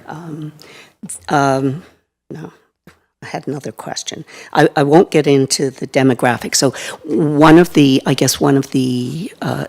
in terms of the fact that you've participated in 25 or 30 parks and open space master plans, I guess, first of all, in looking back and in revisiting, as you likely have done for your clients, what is the, I guess, how would you assess, and I'm going somewhere with this one, how would you assess the success in using the master plan as an aspirational document as compared with allowing it to become cast in stone, and therefore becoming potentially less aspirational and more fixed? Just for clarification on that, are you referring to, like, how was Fort Erie's success in the previous master plan implementation? If that's one of them, that's fine. I was looking at other municipalities, but, okay. where in fact, I'm sorry, I'm an ex-bureaucrat, and I know how things that are written down can become cast in stone. Okay. So, I think there is some variation across the province in the degree to which municipalities use this as, on the one hand, at the one end of the spectrum is a very general guiding framework. On the other hand is this is our literal capital plan, and we're not going to deviate very much from it. that's my concern. And we've been very careful in this case, listening to what you desire from this document, is it's been very clear that it would be stronger and more useful to you to make it flexible and keep it kind of on the other end of the spectrum. And that is, I think, consistent with the previous 2006 master plan. And why I brought that one up is I think you've had a high degree of success from that master plan, but it wasn't necessarily by rigidly adhering to just what it said. It was by adapting as you went. Over the course of this master plan, we've seen many of your existing parks, for example, be renewed and updated and new facilities introduced. The old master plan said nothing about pickleball. You now have pickleball. Excellent. And it's one of the, so that just is an example of how things change and you need to be flexible and adapt. Again, you're after that overall objective of, are we benefiting the community? Is this affordable? Is this creating the right cost benefit? Is it sustainable? Can we operate it? Is it going to be well used? All of those kind of considerations. Thank you. That's heartening. Thank you. Yeah. And a compliment to our staff. Yes. Yeah. Thank you very much. I have no other questions. Thank you for your presentation and your responses to the questions. I'll move on to the next presentation. Okay, thanks. The next presentation is by Mr. Hare. It's related to the 2025 parkland dedication, which it will be considered as Report PBBS 12-2025. Aaron. Okay. Good evening, Mayor and Council. As stated, I'm Aaron Hare. I'm a Project Manager of Policy and Planning Department.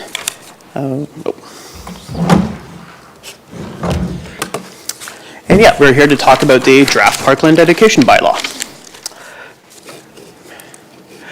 So yeah, essentially a parkland dedication bylaw is a municipal tool that allows municipalities to require developers to either set aside land or the value of that land for future parkland dedication. I guess specifically parks and public recreational spaces.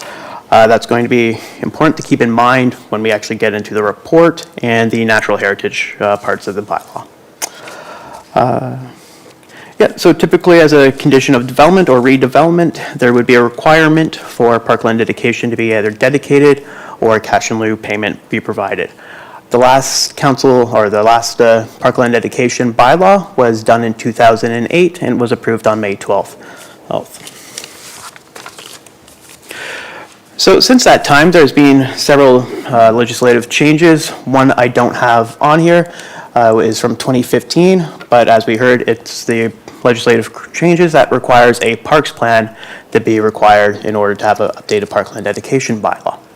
As well as in 2020, there was more changes done that essentially stated that municipal bylaws that actually had alternative planning provisions in it. So at that time, it would have been 1 hectare for every 300 units of residential units. Those all needed to be reviewed and updated by November 28th, 2022. That's an interesting date because, as council will require, Bill 23 came out immediately after, almost by a few weeks, which would have rendered any changes to our bylaw, again, outdated. And because they also changed the alternative rates at that time. I will have another slide coming up speaking to those changes. And today, we also have a new parkland dedication bylaw that the new parkland dedication we have a new Parks and Open Space Master Plan, which the new parkland dedication bylaw should help implement. So this is just a quick overview of some of the recent Planning Act changes. So additional residential units, affordable and attainable and inclusionary zoning units are now exempt. Same with non-profit affordable housing. And I just want to make it clear that affordable housing, that's affordable housing as defined by the Development Charges Act. I do know we have another item later on the council's agenda with regarding affordable housing. So I want to make sure that our council's aware that this is when we refer to affordable, we refer to affordable as it's defined in the Development Charges Act. So it requires 60% of the monies that we receive to be allocated or spent each year, very similar to DC's. Again, alternative residential dedication and the payment in lieu rate essentially was cut in half. That is the alternative rate that we are going to be speaking about a little bit later. So essentially it increased for dedication from 1 hectare for 300 dwelling units to now 100 or 1 hectare for every 600 dwelling units. Same with payment in lieu, that went up from 1 hectare for every 500 units to 1 hectare for every 1,000 units now. There is a cap under the Planning Act based on the size of the property. You really need to get into high density GTA site development for those to really kick in, as well as a parks plan is now required in order to pass a parkland dedication bylaw. This last one is not in effect yet, but it has been approved. It's just waiting for the Lieutenant Governor to bring it forward. But encumbered lands, essentially, under the recent changes, encumbered lands, it could be something that developers propose to municipalities to take. So the alternative parkland dedication. So essentially to determine how this is calculated, it's best to think of it on a 20 hectare site because 5% of 20 hectares is 1 hectare. So essentially, if you essentially do the math, your break-even point ultimately ends up being 30 units per hectare or 12 units per acre. So when you get a subdivision or a development that has a higher density than 30 units per hectare, it makes more sense to go to the alternative rate as you will end up getting more parkland dedication. The number is, for cash in lieu, 50 units. So here's sort of just a highlight of those slides. So yeah, 30 units per hectare is that magical number. When we get developments that are higher than that, it does make more sense to use the alternative rate as we will get more money or more land, sorry. And it works out to be approximately 16.6 meters cubed per unit. Very similar slide, but this is for payment in lieu of parkland. It is a higher threshold. So yeah, we do have to meet 50 units per hectare is that magical number. And again, it does work out to be essentially the appraised value of a 10 meter or 10 meters squared per unit. As I mentioned earlier, affordable, attainable, and inclusionary zoning units are now exempt. So there is a ratio that you would have to apply I do have a slide at the end that shows a very, very quick calculation, but this is the formula. It's essentially you take your non-exempt units divided by your total units, times it by your parkland percentage, and that will give you a new parkland rate to apply. So the next steps is the existing parkland dedication, which is 17 years old. We wanted to present the draft essentially to you and give council an opportunity to review it and familiarize yourselves with it before we go out to the public. So the next steps, we would be looking at holding public engagement on the draft bylaw with the school boards, development communities, and members of the public. One of the things that is not on here that we've been discussing internally is creating some educational documents internally or more training tools so we can all better understand and use the new parkland dedication bylaw better, as well as we will be looking at updating the official plan to ensure that it aligns with the recent Planning Act changes with specifically with regards to parkland dedication. Those changes have been made and they are in the current draft right now. Guess if there is any questions, we do have just a quick little formula. So essentially, you assume 95 regular units or 5 affordable units, 100 or a total of 100 regulars. So 95 divided by 100 times 5%, and it gives you a new parkland dedication of 4.75%. So if there are any questions, we are here to try to answer them. Thank you, Mr. Hare, Your Worship. Thank you very much, Chair. Thank you very much, Mr. Hare. I must say I'm a little confused by some of these numbers. So you've indicated that Section 42, 3.3 caps the dedication of land or cash in lieu. And the cap is 10% of the land in value if it's 4 hectares or less. And if the land's greater than 5 hectares, it's 15%. Where do those numbers come from? Because I thought the max was 5%. Sorry, are you referring to this slide or? Well, you make reference to that at the bottom. You make reference to the capping, and in the report itself, it gives it refers to Section 42, 3.3. Yes. And I'm just. Yeah, those caps are in the Planning Act. But how do you get a cap of 10% when the motion gets 5%? Because when you're using the alternative rate, you're not using the 5%. You're using the alternative rates. So you can get more than 5%, but based on the size of the parcel, you would be capped at 10% or 15, depending on the size. Yeah, I'll have to sit down and work that through, because if the maximum is 5%, I don't know how you ever get to 10. But if I might share, this kind of anticipates my next question. The alternative provisions speak to number of units. So if it's land dedication and it's more than 30 units per hectare, yes, which is, that's medium density for us, isn't it? It depends on where you are in the town, but Crystal Beach, Ridgeway, Bridgeburg, South End, those area structure plans would have densities that would fall within this area.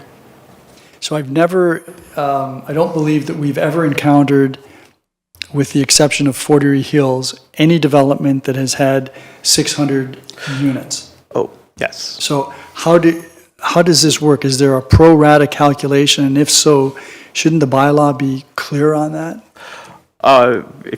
We can always look at making the bylaw clear, but no, you do not have to necessarily have a single development with 600 units in it in order to apply the alternative rates.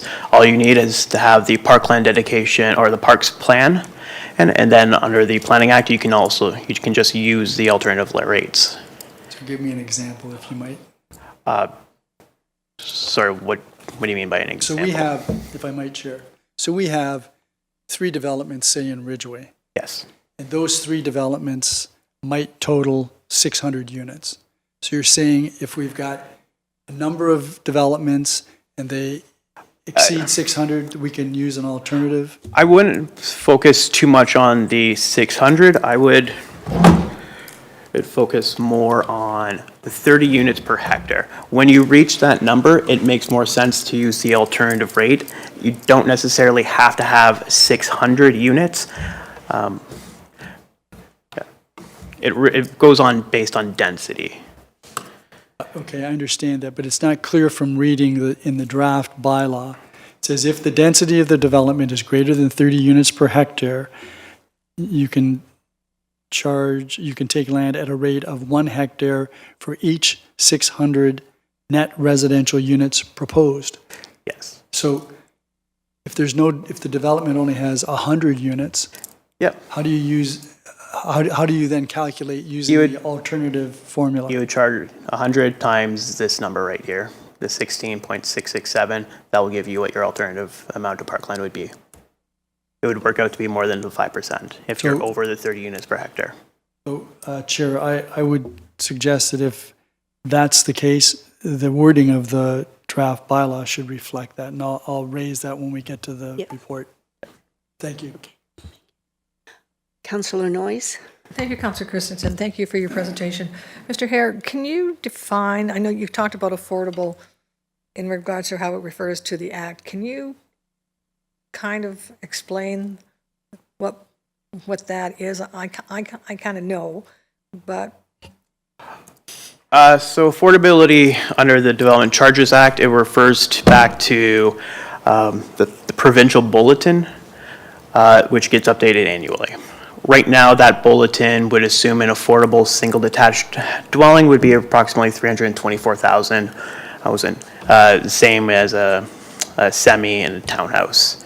And I believe it envisions an affordable housing rental unit, a bachelor about 940, and I think a single about 950. So they are very low values. And thank you for that, and that's I kind of knew that, and I'm thinking that in the last, I don't know how many site plans and plans of subdivision that we saw were, when he asked the individual, the developer, if any of them were affordable, most of their costs were anywhere from between, I think, 600,000 and up, so none of them would have been considered affordable. Not under this current bylaw. Okay, when we're looking at increasing the number of units, and I know that can somewhat be attractive sometimes, because if you take money in lieu of parkland,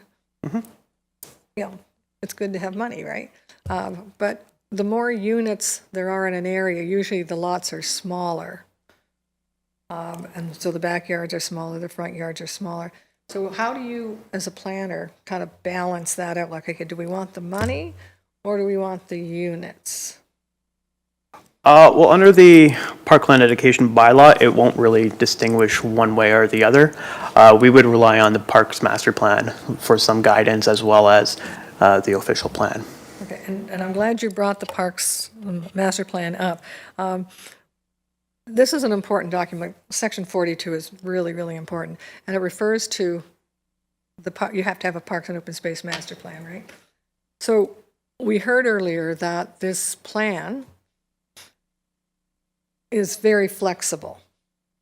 So, and we can, but how, if I was a developer and I would read this plan and I would read on whichever file it says that we have enough parkland till 2041, I think was the date. Would I be able to argue when the town comes after me and says, okay, I want 5% of the parkland? Would the town be able to, would the developer be able to use our Parks and Open Space Master Plan? That's my big concern. They're going to use that as a tool against us, not for us. So the Parks and Master Space Open Plan would be a tool that we would use. Ultimately, with some of the recent changes to the Planning Act, parkland dedication is at the developers, I guess, they have a little bit more authority as to where they want to put it, how they want, whether they want to give it to us land or cash in lieu. If we don't agree with it, we have to go to the Ontario Land Tribunal. And thank you for that. And that's my big concern, that we have to make sure that the master plan is really good. In regards to, it talks about consultation, that the plan the park plan has to have consultation with all school boards, persons, or public bodies that the municipality considers appropriate. Does the plan that we looked at do that? Sorry, are you talking about the parkland dedication bylaw or the open space master plan? It's in the report under section 42(3), whatever, second dot. It just says that we have to prepare and make available to the public a park plan that examines the need for parkland in the municipality. Section 42, in brackets 4.2, requires that the preparation of the park plan include consultation with all school boards and persons or public bodies that the municipality considers appropriate. So you've read the Parks and Open Space Master Plan. Yes. One of the things I noticed, and maybe it just wasn't put in there, that there was no mention of the Catholic District School Board. There was the Niagara District School Board, but there was no Niagara Catholic School Board. Would that be problematic that it was not included in the plan because it says all school boards? That would be an oversight in the plan because I was actually a part of that meeting with the Niagara Catholic School Board. Okay, good. It's Watson and Associates who represents them. Okay, so it's not in the plan, it just refers to Niagara District, so you may want to change that. I guess, let's see if I have any more questions.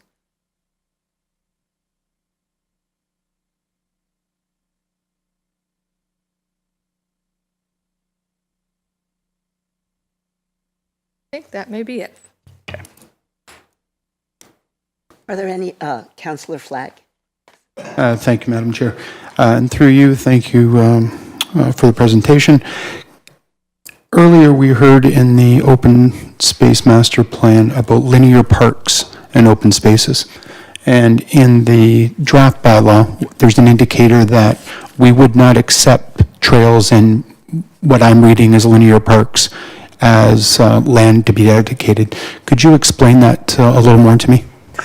Yes, so those are actually classified differently under the Planning Act. So they're not considered parkland, they're considered highway. I'm sorry, they're considered A highway. a highway. Yeah, they're under the land dedication under highway section of the Planning Act, not parkland. So again, we would still be able to ask for them and collect them. It would just be under municipal infrastructure, not parkland. If I may continue and just follow up on that, if there was an opportunity to gain land from a development to a school through a 30-meter corridor, we would not be accepting that as a dedication? Well, it would be same as a road. It would have to go through assumption bylaw because technically it would be considered a highway.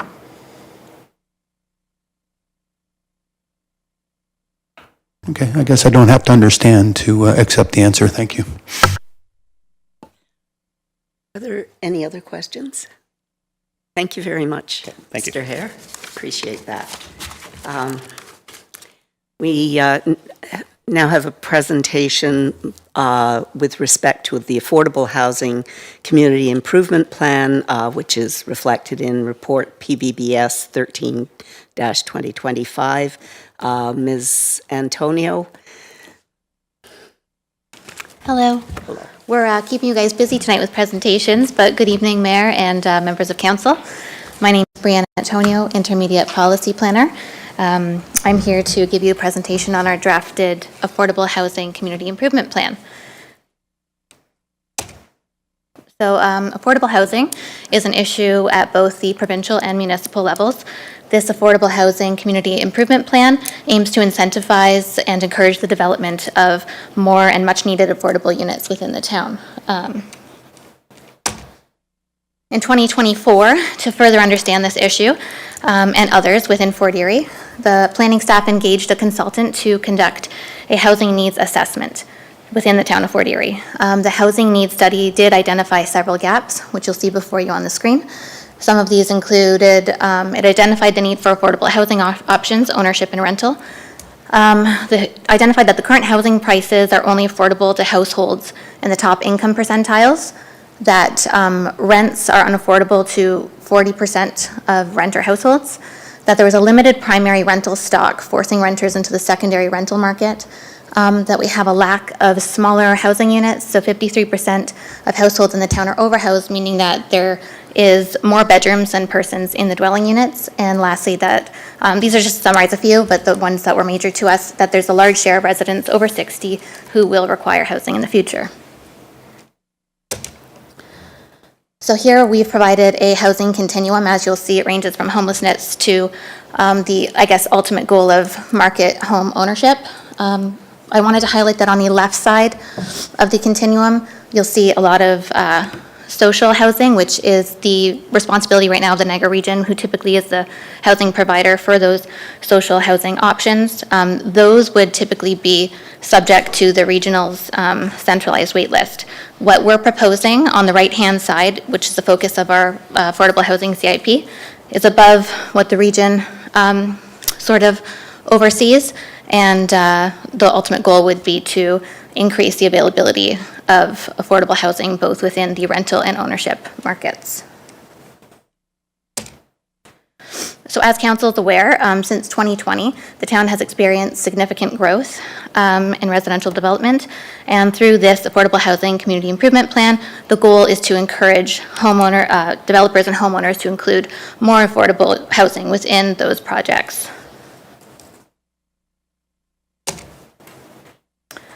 So further, the housing needs assessment combined with legislative changes that Aaron has touched on, set out in the provincial planning statement, Bill 109, Bill 23, prompted the town to develop this affordable housing community improvement plan, which leads us to what is a community improvement plan. So CIP is a tool that allows municipalities to take actions to support improvements and redevelopment within a defined project area. If you recall, back in December of 2024, we did designate the affordable housing project area. So this CIP is intended to incentivize the development of affordable housing units within Fort Erie by providing a financial incentive to eligible properties. The town is proposing 3 affordable housing programs. I'll touch on them briefly. The first one we're proposing is an affordable housing per door grant, so APD we're calling it. This will provide financial help for creating new affordable rental or ownership housing units by giving a lump sum grant per unit or per project to cover the costs. What we're proposing is $20,000 per unit up to a maximum of $500,000 per project. The second program we're proposing is an Affordable Housing Study Grant, ASG. This will help cover the cost of studies to explore the feasibility of including affordable housing in new developments. This is a grant that will be equal to 50% of the cost of the study to a maximum of $7,500. Lastly is the Additional Dwelling Unit Grant, which offers a one-time grant to help with the cost of adding an additional apartment unit to existing home or within an existing or new detached accessory structure. This one is a grant up to 70% of the project cost to a max of $20,000. So through these 3 affordable housing CIP programs, staff are aiming to encourage an increase in both individual affordable housing units and larger multi-residential developments. During the drafting of this affordable housing CIP, we have already received interest from several developers and members of the development community asking when this is coming forward and expressing interest in this incentive program. Now I'd like to touch on how staff came up and determined our incentive amounts for the APD program and ADU program. So through research, staff have identified that the majority of rental units within Fort Erie are priced at about $1,700 or greater.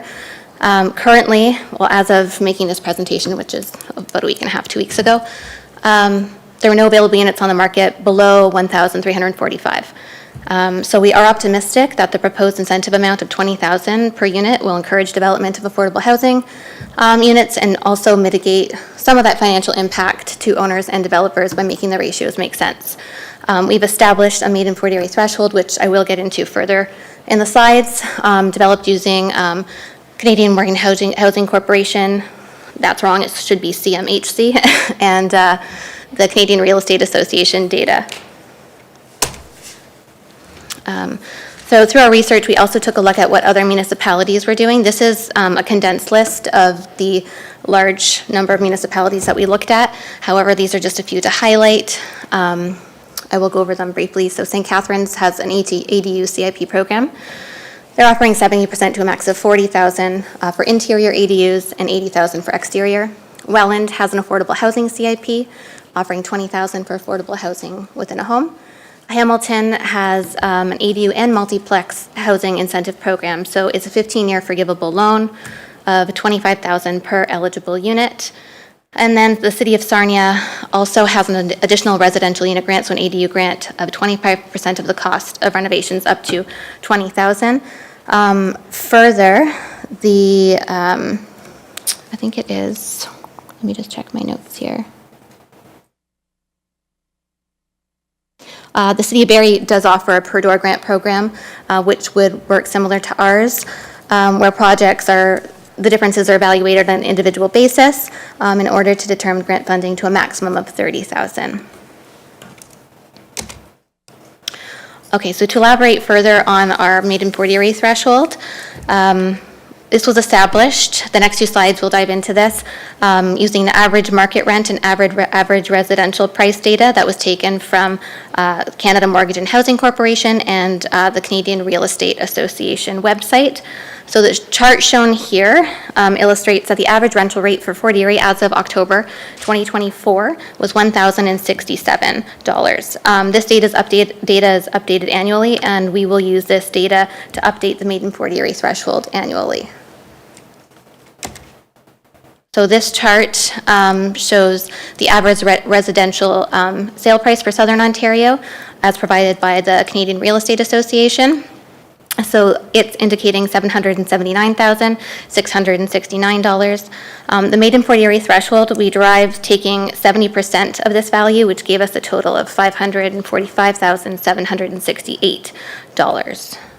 And here are the Made in Fort Erie thresholds that we are proposing. So again, for the average market rent, eligible projects would have to provide a rent at or below $1,067, or provide an owner dwelling at or below $545,768.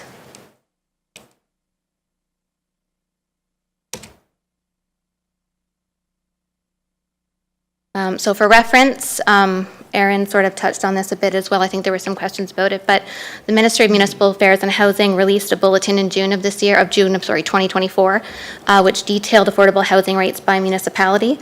For Fort Erie, it identified a bachelor as $949, a one-bedroom at $977, and a two-bedroom at $1,077, with an affordable purchase price of $323,400. The Made in Fort Erie thresholds are increased compared to those released by the ministry. However, staff are of the opinion that these thresholds would be more palatable to residents and developers to get some more interest in this program. This is just a slide showing an example of some types of ADUs the town is looking to encourage through this program. As with any larger initiative, staff like to engage stakeholders and the public.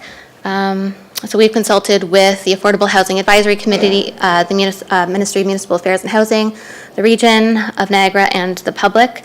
The AHAC Affordable Housing Advisory Committee did make two resolutions to council after we presented this draft to them. The first was a recommendation that council adopt the affordable housing CIP as recommended by staff, and the second was that council advocate to the region to partner with the town on the affordable housing community improvement plan.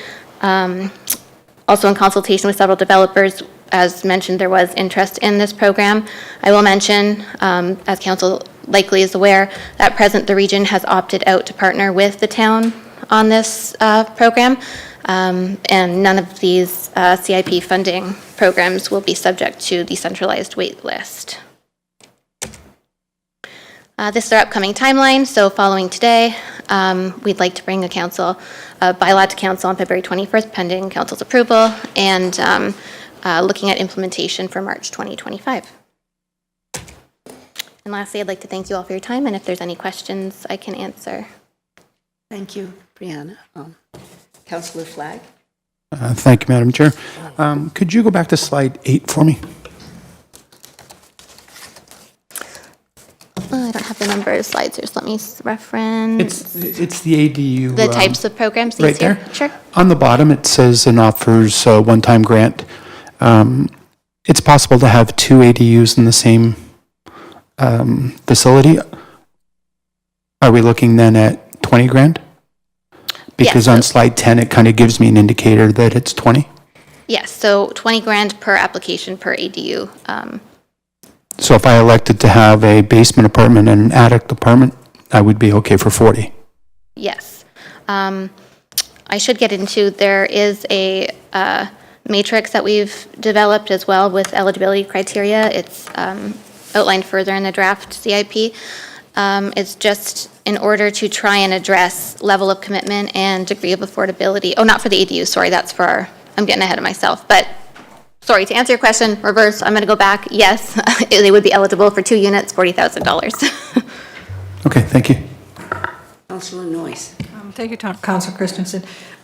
Going back to the affordable markers or affordable rents, I think in one slide it said $1,067, and in another slide, and I think that was like for Fort Erie, if I'm not mistaken, but then in the other one it said 949, I think that was the provincial. Right. So which one, do we just go with ours or do we go with the provincial? So we are able to establish our own thresholds for affordability, and in order to make this, I guess, more palatable, we have decided not to use the bulletin numbers, which was the 949, 977, and we've created our own using the Canada Mortgage and Housing Corporation's data, which signified that the average rent was $1,067. And thank you for that. But for the 1,067, is that for any unit, or does it change if it's like with the other one, it said, okay, for 1 unit it would be this, for a bachelor it would be this, for 2 bedrooms it would be this, for 3 bedrooms it would be that. So there was a scale there. So Right. we have the 1,067. Is that for any one, or Yes. does it change when it's a 2-bedroom or a 3-bedroom? So the summary that's provided here by CMHC is just an average of all units within the town, coming at 1,067. They do separate further, however, we've just taken one number for an average of all rental, average market rent for Fort Erie, as opposed to separating it by category as the bulletin does. So if I wanted to put in a basement apartment, which was like 500 square feet, let's say, I'm just throwing these numbers out, I could charge $1,067, right? But if I had a 3-bedroom, 1,000 square foot basement, I could still only charge $1,067. Yes, so it would be subject to the homeowner or the developer in order to qualify for this incentive program. Okay. Thank you for that, and I kind of thought that. Now, I know where it said the region is opting out, which I don't necessarily think is a bad thing, to be perfectly honest. I think there's such a need for the apartments and for housing. Do you think that without the region's input on the waiting list, that anyone who built these and took advantage of the subsidy would have any problem finding tenants? At these rates, no, I don't think so. I think we're really strained for housing right now. I think there's a number of members in the community searching for housing at a more affordable rate, so I think that they would have no problem filling these units. And I agree with you. What is our budget for the subsidy? Like if we had 100 people coming and they're all going to build units and we're going to give them each $20,000, what is our budget? So right now, and I'm going to, defer to Jonathan perhaps to confirm, I believe that we are sitting at about $750,000 in our affordable housing reserve, but we're proposing an annual budget of $250,000. Thank you very much.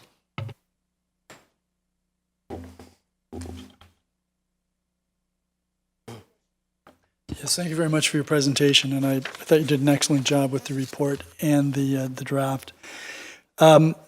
You had on one of the early pages in your presentation a continuum from left to right, regions' responsibilities and municipalities' responsibilities. That's it. And so social housing is a regional responsibility. If the region were to embark upon a social housing project in Fort Erie, could it qualify for the affordable housing CIP? Through you, Chair, yes, it could. And that would be,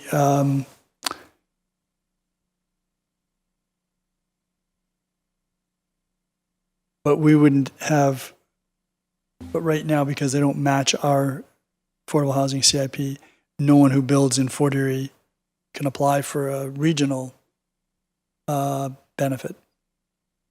Right, correct, because they're not partnering with us or offering anything towards this program. We don't have anything from the region for this CIP. Okay, I've got some questions when we get to the report, which I'll leave until then. Thank you. Are there any other questions? Okay, thank you very much, Ms. Antonio. Thank you. So that is the last of our presentations this evening, and we'll now move to the reports. First report is PBBS 10-2025, the Town of Fort Erie 2024 Parks and Open Space Master Plan. May I have a mover, Your Worship? The report is on the floor for questions and comments. Councillor Noyes. Thank you, Councillor Christensen. My concern with this report, and I know they talk about flexibility and all that kind of stuff, and I don't doubt that that's in the mindset that that's possible, but I'm concerned about Bill 42 or whatever it's coming in, that they're not going to take, that the developers are not going to take into consideration that flexibility, and that we are going to be tied to the recommendations in the report. And I'm going to speak for my ward, particularly Black Creek, Douglastown. We have a development coming up in the Black Creek Signature Part 2. And in that Black Creek Signature Part 2, there's parkland dedication, a fairly large park. It's going to be really, when they do it. I don't know if they can still change this, but this is an example that if they look at this and they look at what's recommended for Black Creek, Douglastown, it says 0. Basically, we don't need any more parkland, we don't need any of this. Actually, for the whole town, it says that we have enough parkland until 2041. So I'm concerned that this report doesn't really build in the flexibility type thing. I know we heard that's a guiding principle, but is that how the developers are going to see this when they're planning a subdivision? If they want to put, I don't think they're eager to give us parkland. I think they much rather put houses on it because they can probably make a lot more money on the houses than they can on the parkland dedication. So that's my one concern, that it's based on a targeted population formula, which I think would be absolutely wonderful and probably work beautifully in a large city, a metropolitan city like Toronto. That makes perfect sense, that you need 10,000 people to do this, 7,000 people for this, whatever. That makes perfect sense for the targeted population. But in a town like Fort Erie, where we have Black Creek, Stevensville, Crystal Beach, and that, we don't have those numbers that when you use their formula, if you took that formula, you applied it, it wouldn't work. We wouldn't be entitled to anything. And so I'm concerned about how Section 42 is going to affect this if we pass this the way it is. Again, targeted population would be perfect for large municipalities with which over 200,000 people, but not for places like that. The other thing is that, and I know it's not their fault because they used the census of 2021, but the numbers are right off. The population numbers are just wrong. I can give you a good example again with Black Creek because that's my ward. They have, I think, 1,400 or 1,500 people. Just in the leisure homes alone, there is 739 warm bodies. So the numbers are just not right. And I know it's not their fault. They use the 2021 census, but the numbers aren't correct. I don't know how we get the correct numbers, other than perhaps using other methods of measuring. Like I'm pretty sure there's more than 95 children in Black Creek, Douglastown. So I don't know how we get there, but I think we do need a much more accurate number. We always talk about this when it's water and sewer and things like that too, that the numbers that we're provided with just are not even close.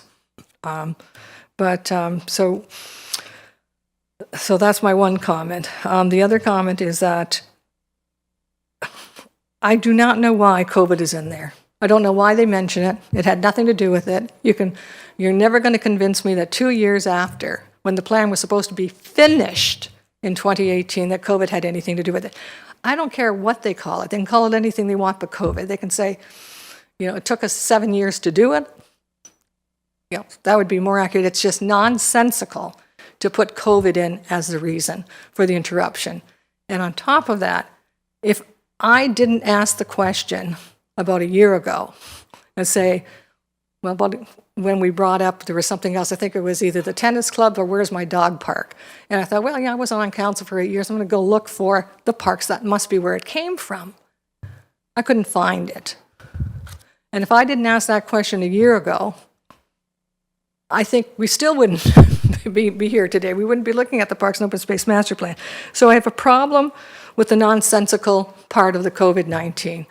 I'm not going to bury, it's just nonsensical. It doesn't make any sense. And I know they've talked about extensive consultation. I don't see this as extensive consultation at all. And it's not their fault. It's like you got to drag people there. We found out how to, we had, I think it was 1,800 participants in one of the things that the town did. I don't know, I think that was maybe the official plan. There were 1,800 participants. That's extensive consultation. We went to them, we went to this, and again, that's extensive consultation. This was not, in my mind, not extensive consultation. 40 people who attend the open house, this in 2024, and 40 people or 50 people that attended in 2017, and people who, I think there was 140, I guess, not 102, whatever, people who responded to the Let's Talk Fort Erie. To me, that's not significant. It's not enough input, and I don't know how to make people participate. Although, unless we take a more hands-on approach type thing, got to lead the horse to water. So I am concerned about the numbers. I'm concerned about what that's going to do if this becomes a tool for the developer to say, no, you're not going to get any parkland. We're just going to keep building houses, and you have enough parks until 2041. I'd like to see more built into there, that it is flexible. If you use, I think it was Ottawa, I might be wrong with the city, but it was a large city. They used 1.4 kilometers for distance between splash pads. Now, obviously, we don't want a splash pad every 1.4 kilometers. Just doesn't make sense for this municipality. But for the municipality of Ottawa or Toronto, that may make perfect sense because they probably have 100,000 people within 1.4 kilometers. So I'm concerned that it was 1.5 actually, not 1.4. I'm concerned about, when you look at this whole document, that there's problems with the recommendations. I don't see the flexibility built in. I know we're being told that, but I don't see it built in there. I don't see that distance. Again, there's a lot of pages. I don't see where it says, okay, it's not, I think you brought it up, Councillor Christensen, that it's not just the population, it's also where they are. And we are a community of communities. Some of us are, like Stevensville and Black Creek, which is my ward, are pretty far removed from the rest of the town. And I feel that this report basically tells us we're going to get nothing. If we follow these recommendations and this becomes our guiding principle or whatever, it's not going to. And I'm hoping that, like you said, that we will base it on other things. But I just think this has, it's just a problem. And one of the recommendations too in it is like saying, okay, about the community park, I know there are ideas that they're kind of put in there, but I don't understand the logic behind it. Like the community park in Black Creek, Black Creek, Douglastown, is a recommendation for I don't know which year coming up. But we don't qualify for a splash pad because we don't have enough children. I don't know what the number was some high number that we have to qualify according to the population, targeted population. But yet they're recommending the community park. But they're recommending that as an alternative to this community park, and a community park is supposed to be a destination park, we should be looking at active transportation. And that's why I asked the question, are you familiar with the areas? How could you recommend active transportation to go from Douglastown, Black Creek, Douglastown, to Stevensville? I mean, that's what, 5-7 miles on a busy highway? No sidewalks? I don't think anybody around this council would recommend that anybody, other than maybe an adult, would be using this to get from point A to point B. This is not a place for active transportation to get from Douglastown to Stevensville. There's really not any other way of getting there except through Netherby and Winger Road. So anyway, I'll let the other councillors speak, but I said I'm so concerned that with 42 coming into power, this being the plan, that we're going to have problems down the line. Your Worship. Thank you, Chair. I wonder if we could ask the director if this document is considered aspirational or legally binding on council. Madam Chair, through you to Mayor, it's an aspirational document, and there are wordings in the document which would say encourage, recommend, aspire to. Those wordings are still in the document, which provides that flexibility. And if I can, I just want to clarify that parkland dedication, it's a requirement of the Planning Act. So it's not a developer can come back to the town and say, I'm not giving you any parkland dedication. That's not a possibility. Either they would have to dedicate the land or provide cash in lieu. And that money can be spent anywhere in the town to enhance these facilities, to enhance the parks. So I just wanted to provide that clarification as well. So just as a follow-up, Your Worships, so the section that the councillor was referring to that could create some, or has created apprehension, would not override the necessity for parks? Yes, Madam Chair, it's the document, this document that we have in front of us, it's an aspirational document. It will guide the development of the park in future. And there is flexibility, as the consultant had mentioned, there is a flexibility provided to staff and council. If we want to provide a park in certain location or improve an existing facility, we have that flexibility. This is not cast in stone. When we are approving the capital project next year or year after that, we can definitely look into that. What is a priority for council at that point of time? We can review it. It's not a cast in stone document, and that flexibility is provided with council and staff. Your Worship, had you finished? Well, no, I had two questions, but Yes. Yeah, I just Ms. Dilwaria answered the second one, which was the developers can't utilize this document to say, well, you've got all the land you need till 2041. We don't have to commit to the 5% or the 5% in lieu. And the answer is no. The developer is required to pay that. Yes, Your Worship, that the Planning Act would allow them 5%. Yes, there have been changes in the parkland dedication bylaw, but they are still obligated to provide that amount to us. Right. So, Chair, I'm going to support this. I had some initial concerns when this was presented last fall. I think other councillors did as well. I think the consultant did a good job trying to address those, trying to make this a bit more practical document in terms of what we can do with the resources that we have available, took into account a lot more of what's available here in this community. We know that we spend around $3 million a year already for new parks, to maintain existing parks and upgrade them. So in the long term, the costs are a little bit higher, but if the community continues to grow, then there'll be a larger tax base, and presumably we'll be able to meet some of those costs as we proceed. I was quite deliberate in asking the consultants about whether we would have to commit to this list of projects that they've got. They've indicated that that's not the case, and I accept that. Council sets the agenda for what we're going to build based on advice that we receive from staff, and we look at how much money is available. So we're permitting denser construction in this community, which means it's not like the old days where you could actually play catch in your backyard because you had a lot that was 80 by 100 or 60 by 100. Now we've got these little postage stamp lots and the lots mostly covered by housing. So we have to provide this park space. And the part that I like the best is I talk about the need for parks so that we can attract young families. That's true.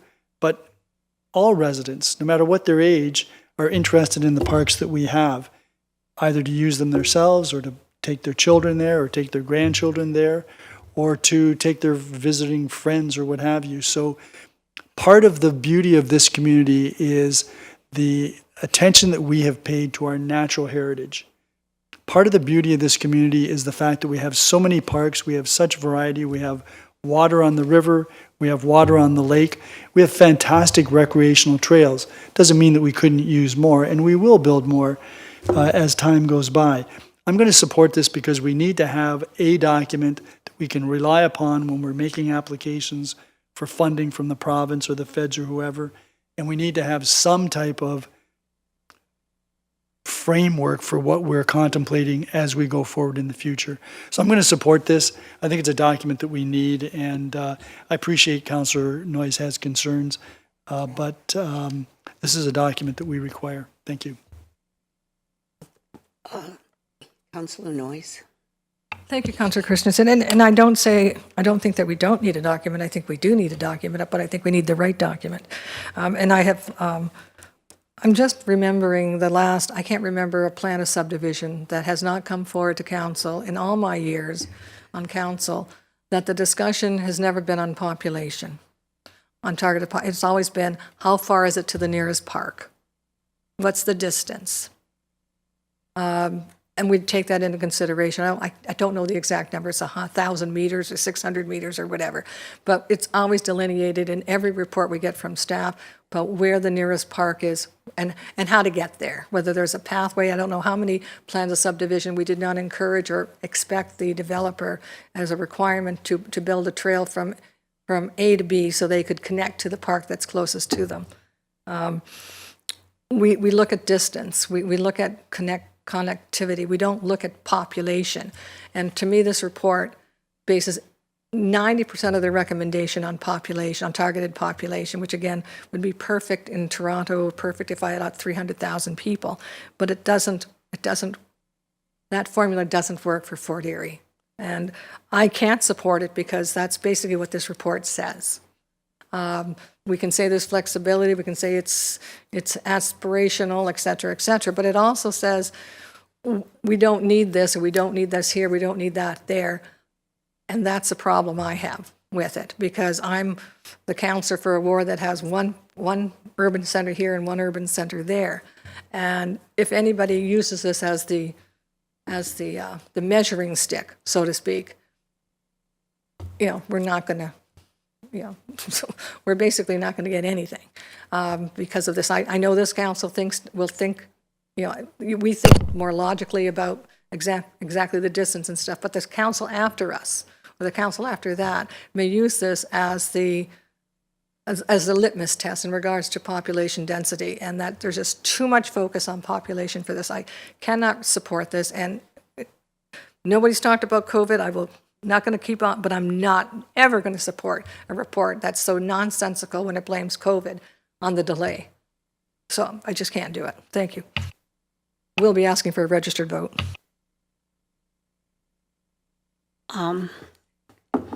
Councillor McDermott. So now that I see that this plan is flexible, and I think the mayor's correct that, anytime we need to make a change or the area grows more than what it is right now. I think no matter where that splash pad or dog park would be, it doesn't prevent us from doing that. I mean, if this was a document that said, no, you can't do that, well, maybe then I'd be in Councillor Noyes' camp on this. But, you know, we're not all parochial around here. Fort Erie is Fort Erie in our view. Most of us, anyway.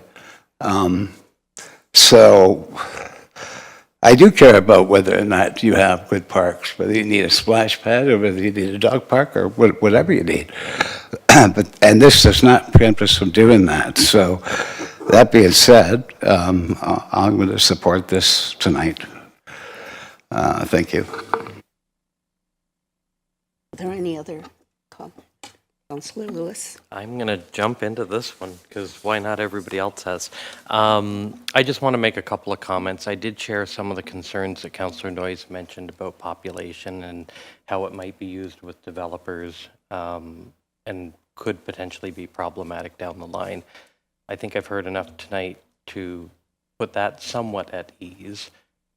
I do also agree, I think you made some rather good points about consultation and it being extremely low, and it is, and I don't know what that is. It's not just this issue, it's many issues, but we see low voter turnout, we see an empty council chambers almost week after week, and a hollow echo chamber in the Zoom virtual platform. So I don't know what more we need to do to get people involved, but certainly we need more people involved. And that's just not on this issue. That's on almost everything we deal with, you know, on a weekly basis. You know, to the point about choosing, we're choosing, I think I heard in one of the presentations, someone saying we're choosing, you know, certain areas here and not certain areas there. But I think that's what we do in almost everything we do. And that's not to say that if someone comes forward with something in terms of a unique situation or wanting to do something that's outside of the neighborhood plan, would we not look at it and consider it? And maybe that's a question to ask through to the planner is, you know, if something was coming forward, a development, a unique scenario that doesn't necessarily fit the model that we've arrived at tonight or may arrive at tonight, would we look at that on a case-by-case basis? Or are we married to solely what's in the document? Director Delvaria? Madam Chair, through you to the councillor. Yes, we definitely can look at case-to-case basis, and we have done that in past when we have approved a capital budget, but something more pressing comes back, some project will move, would move this in distinct future, and we can bring some other project forward. So we have done that in past. We have that flexibility, and so I would agree with Councillor Lewis. Thank you. That's always nice. Thank you. The other thing I just wanted to mention was with respect to the neighborhood plans and the work that's been done and the Parks and Open Space Master Plan. Before this document, we didn't have anything, and I think that's also problematic and not helpful. I did have a number of things that I caught in the report that were either missing or omitted. I'm not going to go through all of them tonight. One of them was, I think there was a lack of reference to the Crystal Ridge facility in a couple of the points, but I will share those with staff afterwards so that it's caught. And the other question, and maybe it was brought up tonight and at some point I missed it, but at what point do we review this document? Is it on a, like Councillor Noyes mentioned this council and then the next council? I know we're running into 2-year term or a little bit less now, but what is the shelf life for a document like this before it's revisited? Director. Madam Chair, I would like to defer that question to Ms. Lateef. You, Your Worship, to Councillor Lewis. So that's up for the town to decide. Essentially, in the Parks and Open Space Master Plan, it does talk towards the end about how this is a living document and how town staff is to continually receive public feedback. So then that way, when the town feels like the right time has passed, or if the town public has changed their view on certain things, then the town can continuously update this document, and the document can evolve over time to meet the public's needs. So it's an ongoing changing document that can be revised as the town sees fit. I hope that answers your question. Thank you, Madam Chair, and thank you for the answer. And maybe that's what we need to do. Maybe that's the missing link. Maybe we need to tie to this a date or a time frame so that there is a review. Because, as Councillor Noyes has mentioned, this started in what year, and it's now how many years later? I would hate to see the document become that stale, and just because we're looking at it doesn't mean, in my opinion, that we need to go out and do a reconsult, but maybe something has happened that's changed. So I don't know if council would be interested in maybe staff have some comments that they'd like to add to it. But should we consider putting a time frame on this for a review? What that entails may be determined at the time. And maybe we should look at that with some of our other key policy documents as we move forward, that it just doesn't become a shelf document that we say is nimble and flexible. We actually build in some language to do just that. So whoever wants that one, go for it. I believe that our CAO wants to speak to that. Through the chair to Councillor Lewis, I think a 10-year time frame is probably a reasonable time frame to target reviewing it. I say that for a bunch of reasons, but our development charges bylaw has a 10-year time frame. We do 10-year capital planning, a number of different things. And frankly, you know, going back just to add some context to the master plans, just generally, we have a number of master plans as well that have a 10-year time frame. So servicing master plans, facilities, a number of other ones. So it seems like the right time frame. And in terms of context around master plans, they are guiding documents. Council reviews annually our budget and our budget requests to ensure that the priorities that are emerging are focused on. If there are things in an aspirational document, whether it's active transportation or servicing or anything else, we do try to prioritize those based on, you know, the day and time when it's being considered. And so I think 10 years is probably a good time frame that we can put on that. And again, just to provide some comfort to council, these are considerations we make annually in the budget. Hopefully in the discussions we have with council on the strategic priorities and some of the other longer standing directions that we get. So appreciate the support for that. And I think the recommendation to put a time frame on it is a sound one. I don't know. Everyone's agreeing tonight. So I would, and I'm okay with that because I only come back in 20-year increments.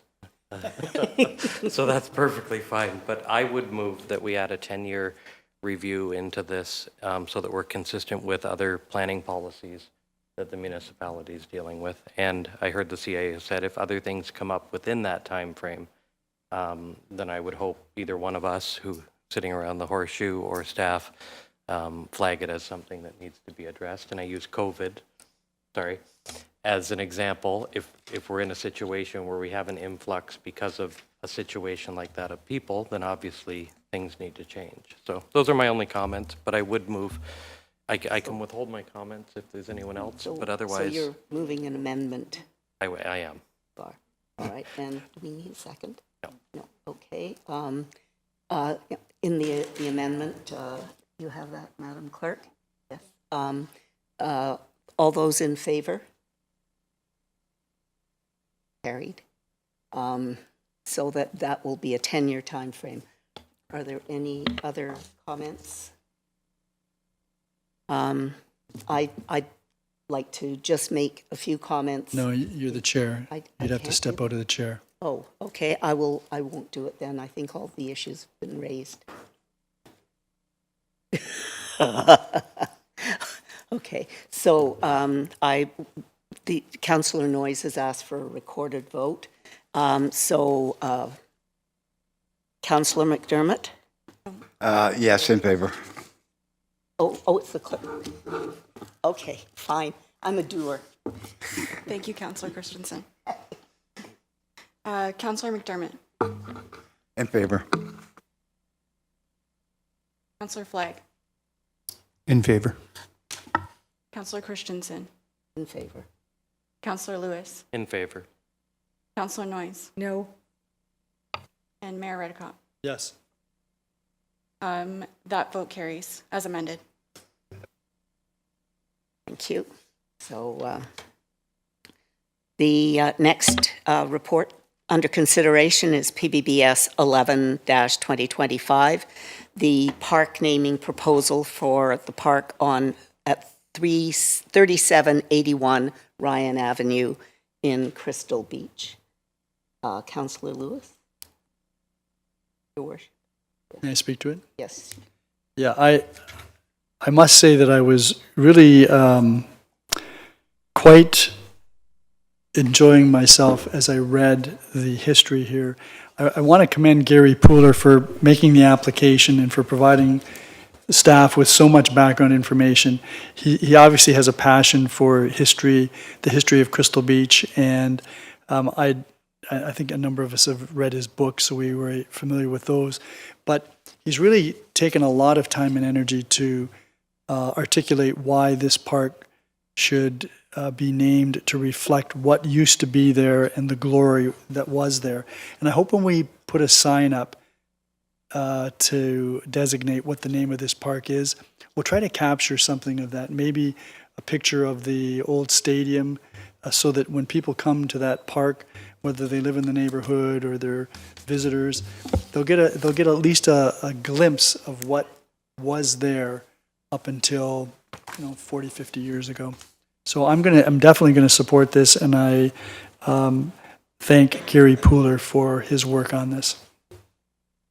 Any other comments? Councillor Lewis? Yeah, and I'll be brief. I just want to also personally thank Mr. Pooler for taking the time to do the research that he did and bringing forward what is really probably one of the more interesting applications I've seen since being here. And also the Birdie Historical Society and the Town of Fort Erie Museum and Cultural Services for supporting the application. Are there any other comments? Okay, I will call the question. All those in favor? Carried. Okay. Next is PBBS 12-2025, the draft parkland dedication bylaw. It is a recommendation for receipt. Are there any comments? Is it on the floor? Pardon? Is it on the floor? Oh, Councillor Lewis, yeah, sorry. Your worship. Yeah, I just want to go back to the question that I asked Mr. Hare when he gave his delegation, and that is the calculation using the alternative formula. And in the draft bylaw, I'm just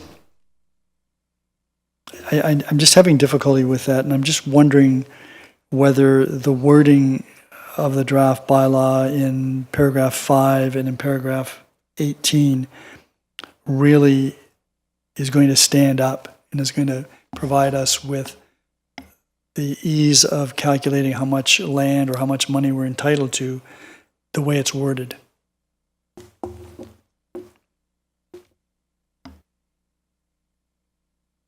Draft bylaw, and this is an information.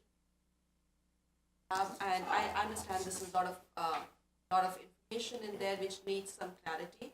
So before we will bring the recommendation report, we provide more information to council so it's easy to understand. And we will, this is just an information and a draft bylaw. Before we bring a recommendation report back, we will provide more clarity. So that's fine. I don't mind that. And I see that the second recommendation is that this report be sent, or the draft parkland dedication bylaw be sent out for comment. And presumably that's going to be going to other entities so that they can provide comment. I'd like to make sure that when we send it out, we're not getting a whole bunch of people saying we don't understand that.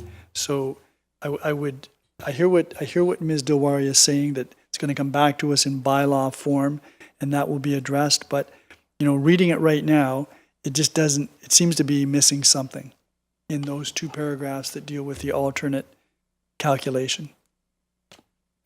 So, Madam Chair, what we could do is we can bring back a memo with providing more clarity before we send it out for comments, and we will make sure that there is clarity provided and everybody understands where we are going with that before we send it out.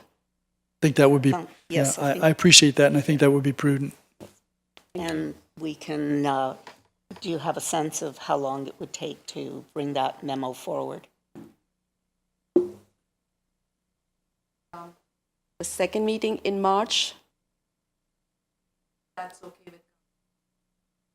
Well, the sooner the better. I Yes. mean, if we get a memo and it explains what's going on, I'm fine with that. I don't know that it has to come back to a council meeting. Oh, okay, all right. Okay. Bring it back at the second meeting in February, if that works. Okay, thank you very much. Yeah. Okay. So, can I get A vote? sorry, yes, a vote to receive the report? All. Oh, I'm sorry, I did not see your hand, Councillor Noyes. Okay. And I totally understand, and I always did, that the parkland is either 5% in lieu of or parkland dedication. I understand that completely. I always did. My concern is that now that we've approved this plan, that, and I guess my question is to the director, if I was a developer, I would always want to take the property. I'd rather give you 5% and be able to build 5 more houses. Do they have that option? If they use our new plan, do they have the option, if we say we want parkland because we think there needs to be a park, they look at our plan and say, no, you got lots of, you don't need any park. You got this plan that says you don't need it. Who wins? Or does it go to the OLT and we're spending lots and lots of money? Director Dilwari.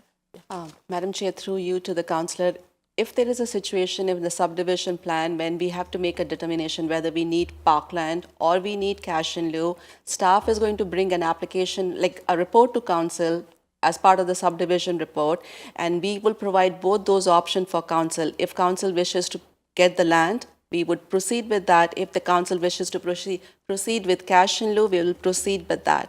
Only thing that one has to understand, like if we get land, there is an associated cost of maintaining a park, and so we will provide all that information to council, and whichever direction council will provide us, staff will proceed in that manner. Again, that's not the question. I understand that. Everything you said, I absolutely understand. My question is, if we say, okay, we want parkland, plan a subdivision, we want parkland, and we want it here, because I guess we get to choose where we want it, and the developer says, no, I don't, I'm going to give you 5% in lieu of. And he looks at our plan and says, and this is why I can do it. Because our plan says that we don't need any more parkland. If the developer chooses, we've made a recommendation to council, you always do, so you can 5% in or this much, the park over here and it's going to go here this much. I understand that, that's what we've always done. But now we have this Bill 42, which seems to very much favor the developer, and basically says that they can use our plan to decide. We can make it, we can talk till the cows come home and say we want the parkland, but if the developer says, I'm going to give you cash in lieu of, who decides? It goes to the OLT. And like I said, Well, Chair, on a point of order, the councillor is asking the questions, answering the questions, asking more questions. Why don't we just let Ms. Dilwaria answer the question directly? In an event that we get inquiry from, or the developer says, I'm not giving you land because your park and open space master plan does not envision that, then this is the time when staff will have to talk with the developer, come come with an amicable solution to get that parkland if that's what council wishes. And we have done that in past. We have tried to come up with an amicable solution. And I'm pretty certain we will be able to resolve that issue when that comes in. And I appreciate that, and I think that's what we all hope for. And I hope it happens that way, but I still think with 42 being new, it's going to cause problems. Well, Bill 42 has nothing to do with planning. Bill 42 doesn't. Bill 42 has to do with an act to prevent and fight psychological harassment and sexual violence in the workplace. Section 42, whatever act they were talking about. Okay. I think we've, the question has been answered by the director. We cannot fully anticipate the future, and particularly in a political environment. So, are there any other comments or questions? No, then I will call the question. All those in favor? Carried. Okay. The next report is PBBS 13-2025, the Affordable Housing Community Improvement Plan, Councillor McDermott. It's on the floor for discussion and questions. Your worship. I have several questions, Madam Chair. The first has to do with the situation with the region, which has been reluctant to participate in any type of program that would match our affordable housing CIP, constructing or embarking upon a social housing program in Fort Erie and applying for funding from the town of Fort Erie. Right now, I understand they would qualify. And so if they were to qualify, should we be putting any conditions on that? In other words, if we're going to be giving them money through an affordable housing CIP, should we be insisting that people from Fort Erie be the ones who have access to the units that are being constructed, as opposed to anybody from around Niagara? Because that's the position that they would take, that no, it's a regional housing site, and so therefore any building that's constructed is going to be occupied by people from all over Niagara. I'm not really all that not happy about the fact that they're not participating with a matching program, and I'm really not happy about the idea that they could tap into our program, which they don't want to match, and then put people from other places in it in Fort Erie. That doesn't help our affordable housing problem. So the question is, should we be putting conditions, and if we did, what kind of conditions would we contemplate? Ms. Antonio, do you have any comments? Through you, Madam Chair, I understand the concerns of council. Currently, there is no language within the draft Affordable Housing CIP to address that.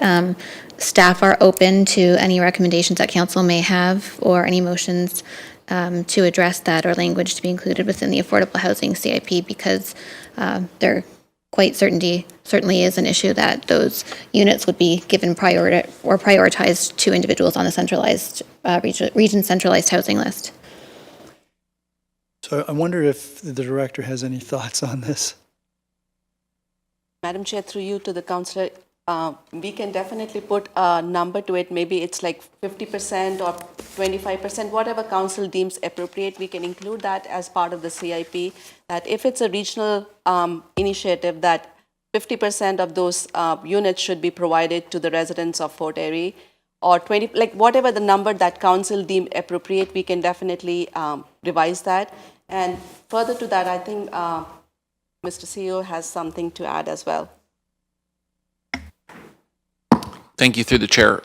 Just as a bit of follow-up on the regional side of the grant, we did go down the road, and it was staff's position that we were hoping that to advocate for an affordable housing CIP, a matching affordable housing CIP at a regional level.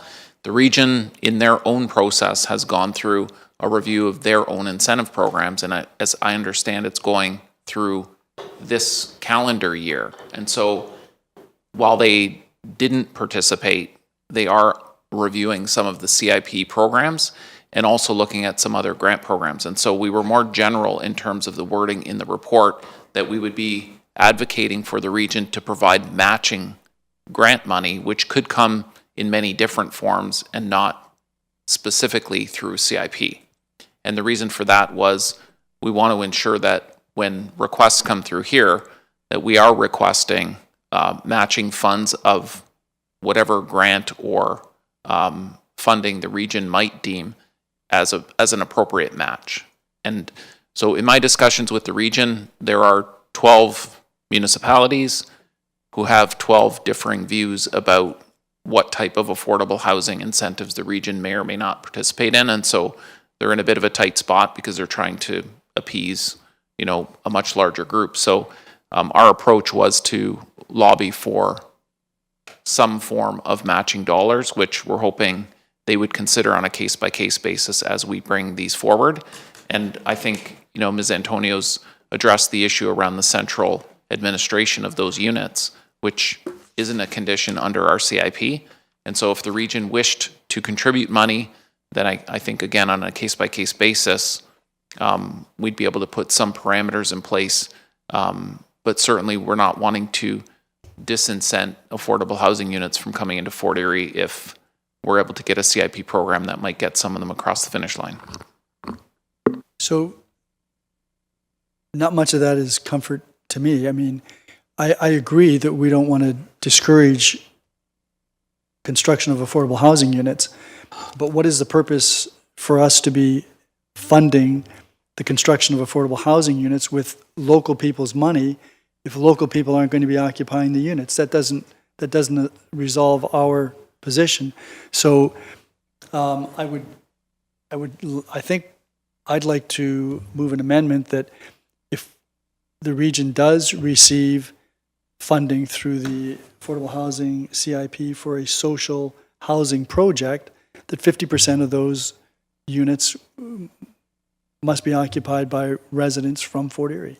That still leaves 50% for people from wherever, and that would be justified because the region's putting the money in and doing the build. So that's my amendment.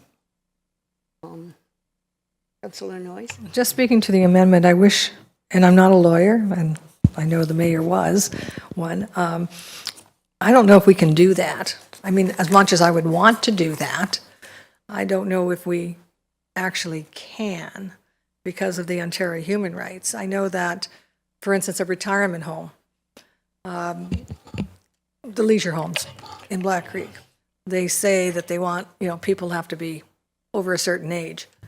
If somebody applies there and pushes the point, and he's 30 years old and he has 2 kids, they can't legally stop him from purchasing that unit and moving in. And I know that on the Fort Erie non-for-profit housing thing that I sit on, is that that's where the region does control the waiting list.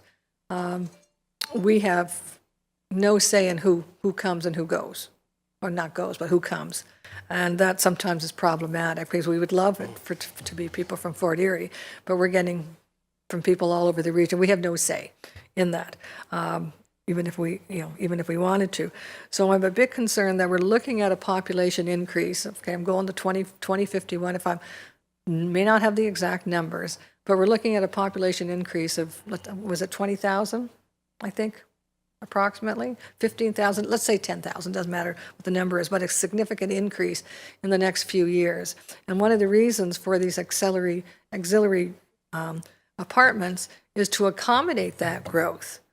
So that growth may or may not be coming from Fort Erie. Like if I wanted to build a unit, I know you're saying 50%, not saying all, but if I wanted to build 2 or 3 apartments in my house type thing, and I'm being told it has to be someone from Fort Erie, but what if I have a great friend who's retired and lives in wherever and wants to move in? So I'm a bit concerned about whether we can do it, and I'm a bit concerned of whether we really want to do it. I understand it's the taxpayers' money of Fort Erie going towards it. I would love for it to be a Fort Erie resident, but I don't know if putting that control on is doable or really recommended if we're looking at a growth of 10 to 20,000 people in the next several years.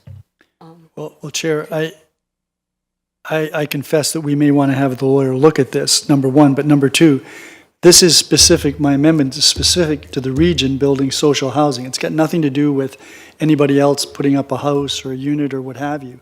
It's got to do with the region tapping in for social housing and then requiring people from anywhere in Niagara to live in the units.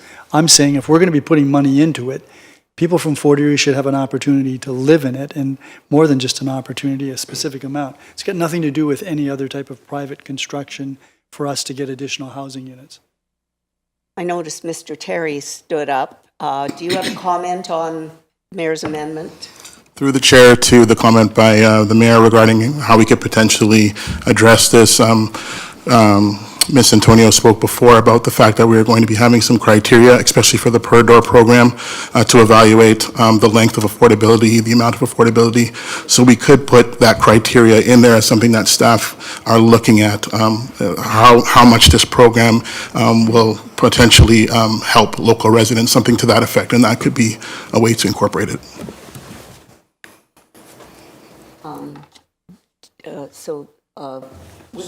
Does that satisfy the terms of your amendment, or? Well, I suppose if the criteria was tight enough and it said at least 50% of the units have to be occupied by residents who live in Fort Erie, that would probably get added. And so that's something that would come back to us when we get to the bylaw stage. Mr. Terry? That would come back to us when we get to the bylaw stage. Yes, we'll make that change and add that to the bylaw. Okay, you don't have to make it yet because we haven't voted on it. But that would be so the criteria would include for regional social housing that at least 50% of the units will be occupied by local Fort Erie residents. Councillor Lewis, you have Just a question. What is a Fort Erie resident and when do you become one? Is this someone who's already housed here in Fort Erie, or is this like if someone's I don't know, I'm going to use the example of living on someone's couch because they have no fixed address. They're kind of a Fort Erie resident. Like, I get where we're going with this. If they're on a couch in Fort Erie, I would say that's a Fort Erie resident. Okay, so maybe we can just get more thought to that when it comes back for bylaw, because that was just one question that popped So maybe into staff can consider what constitutes a Fort Erie resident. Yeah. Councillor Noyes? And I'm all for it, if we can do it. I'm hoping when the bylaw comes forth, we will have a legal opinion, whether we can actually do that. And I'm all for it if we can. So are there any other comments on the amendment? Councillor McDermott? Yeah, I just want to get my 2 cents worth in here with regards to this. Fort Erie really needs affordable housing, but without a commitment from the region or partners or the province, this plan could be symbolic rather than impactful. I think we've done a lot here in this, to advocate for incentives here at home. You don't often expect levels of government to drop the ball when this is all we talk about. Yet we do. So no matter what we do, I mean, it really isn't going to make a dent in things unless other branches of government are going to help us as well. So it's that trickle-down theory of Ontario to the region, down to the municipalities, and if one of them fall down, kind of puts a hitch in your get-along. So I'll be supporting the amendment. Thank you. Thank you. So no other comments, so I will call the amendment. All those in favor? Carried.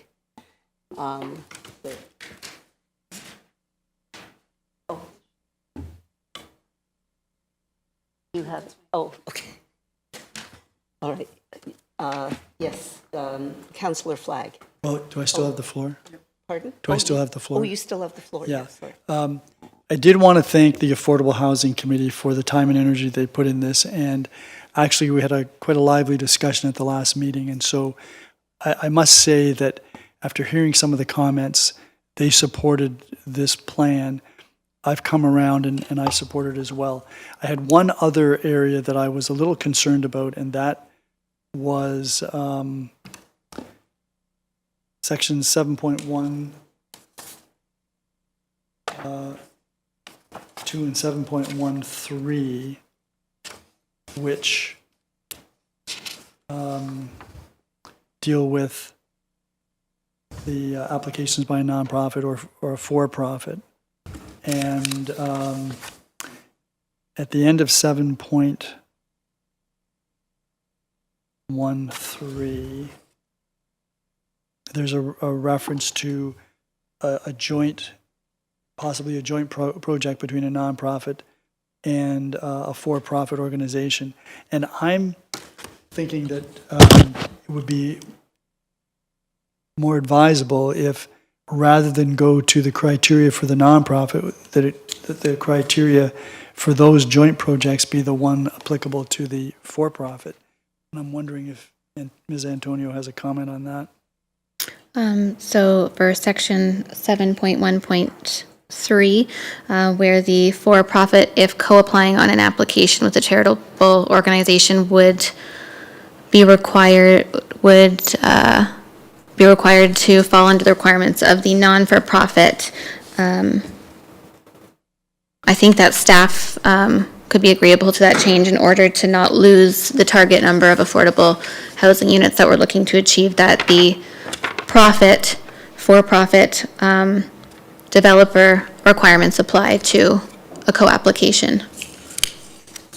Which is the higher threshold. Right, the higher threshold where they'd have to meet the 20% for rental units and 10% for owner. So I'd like to move that we change that paragraph so that rather than follow the nonprofit and charitable organization criteria, we use the for-profit at 7.1.3.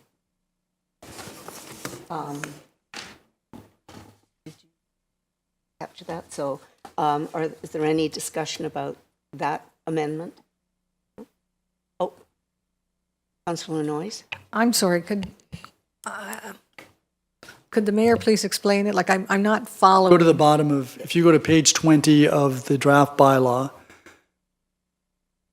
the last line in paragraph 7.1.3, which is just before paragraph 7.2.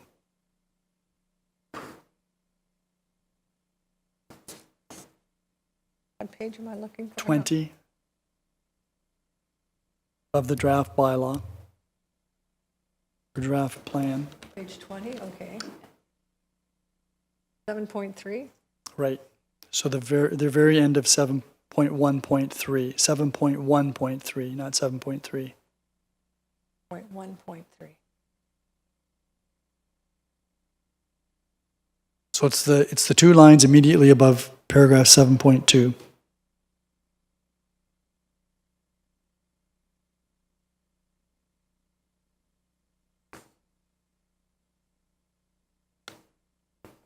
So you want it to say,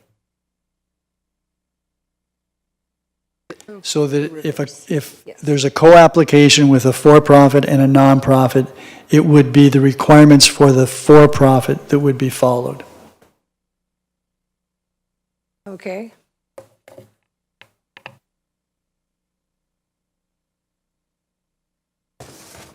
Are you okay with that? Oh, it's clear as mud to me. Through you, Madam Chair, I can touch on some points that would differ for the non-for-profit and for-profit. If the for-profit was subject, through you, Councillor Noyes, if the for-profit co-application with a nonprofit were to partner together, how this reads is they would be able to fall under the requirements of a non-for-profit organization, meaning which we've stated would only require one unit to be affordable, whereas our official plan and the Niagara Region official plan do outline that larger scale developments be subject to 20% affordable housing, 20% of the total developable units to be affordable, and 10% of owner units to be affordable. So the targets would be lessened if they were to submit a co-application, and what has been suggested is that we require the for-profit organizations with a co-application to meet the same targets that are established for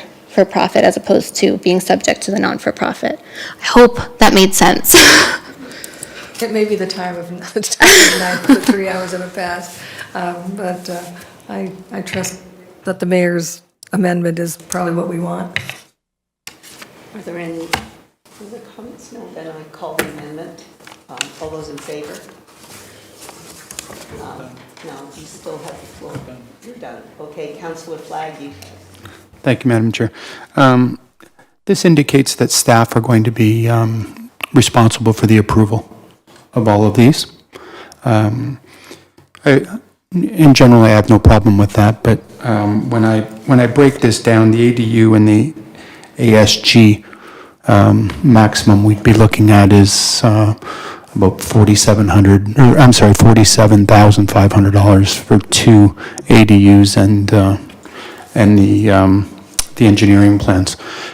It's when we get into the APD that I have some concerns about staff okaying $500K without it coming to council. So I would like to make a further amendment that staff be approved for the grants under the ADU and the ASG, and then a maximum of $100,000 under the APD, and anything between the 100 and 500 would come back to council. Other comments? I can just speak on that, just that I have every trust in our staff, but maybe we remove a little bit of the burden from staff at such a high level of approval, and that comes back to us at greater than 100K. Your worship. Can I just get a clarification on, so for the per door, it's anything over 100,000? That's correct. Per door, anything over 100,000. On the accessory dwelling units, they're 100% able to approve all of those, and the $7,500 ASG, so the study grant for the ability for people to do this, they can approve. And I say they just as a general comment for staff. So the only change would be then any application for a per door grant over $100,000 comes to council. That's correct. Okay, yeah, I support that. Councillor Noyes. And I have no problem with that, but my one question is if somebody meets the criteria, regardless of whether it's under 100,000 or over 100,000, and they meet the criteria for that, would it basically just be an information report? Like, or is there council approval required if they meet all the criteria? Or can we pick and choose if we pass this bylaw? I'm not sure whether I should speak on that, but my concern is budget. On the off chance that we have 5 people come in, then maybe we do have a choice, and I'm not comfortable providing that ability to go over budget when it may not be there. Again, can I have an answer to my question? Through you, Madam. I support, like I said, I agree with Councillor Flagg, but I'm worried about the budget too. We have 750,000, it can go pretty quick. But my question is, if they meet all the criteria, can we say no? Our CAO just would like to say something, so perhaps he can clarify. So I'll try to address the question first. Can we say no if the applications come in and they meet the criteria? I think it's still a discretionary grant, so I think we always maintain the ability, and we also have to ensure, to Councillor Flagg's question, that we have budget control. Staff are fine with setting the threshold at the $100,000 mark as a high water mark in terms of delegated authority. That seems reasonable.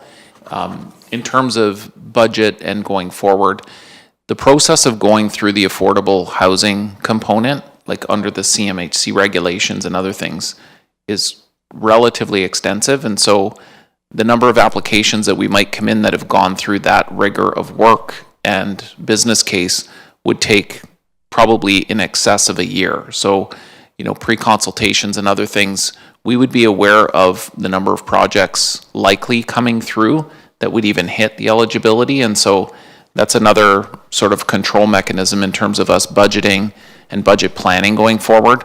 But again, I think the cap of 100,000, we probably wouldn't see more than 2 or 3 applications come through in a year that would come even close to that. So I think that's a very reasonable control mechanism.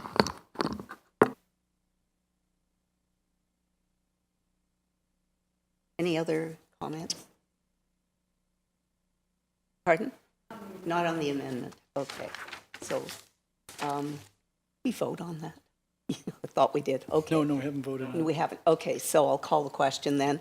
All those in favor of the amendment? Carried. Now, back to the main report. Councillor Noyes?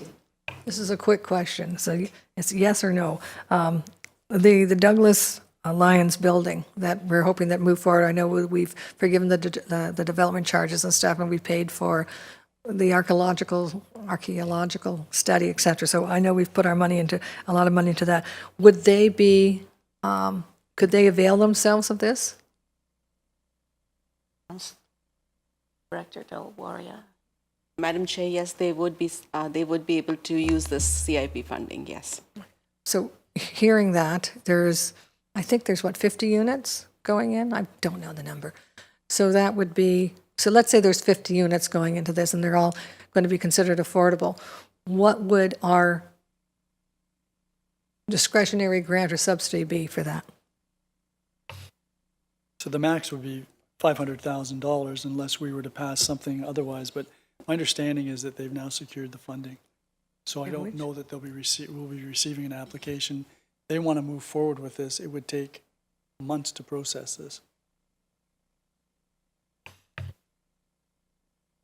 Are there any other comments, questions? No? Then I will call the question as amended.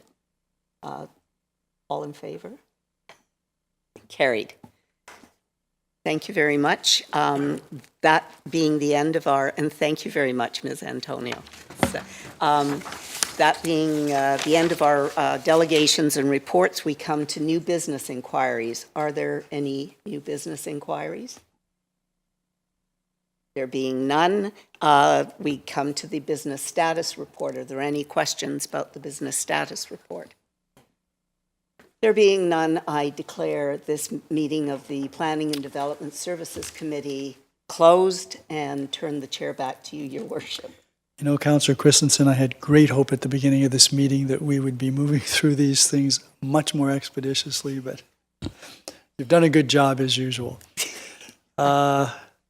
Okay, having said that, I'm going to go to Councillor Lewis, Infrastructure Services. You have fewer reports. Let's see if you can shorten yours up. Thank you, Your Worship, and I know I will be shorter than planning, but probably not as short as corporate and community.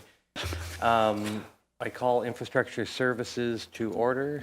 There is no presentations or delegations. Under reports, we have 10.2.1 IS 03 2025 Bay Beach Summary and Usage Policy Review, Stand-Up Paddleboard, SUP, and kayak use. Could I have someone move the report? I heard Councillor McDermott. Any questions or comments? Councillor Noyes. Thank you, Councillor Lewis. I guess I think it's a fairly good report. I'm glad to see that they took some of our considerations in regards to the costs and the fees, etc.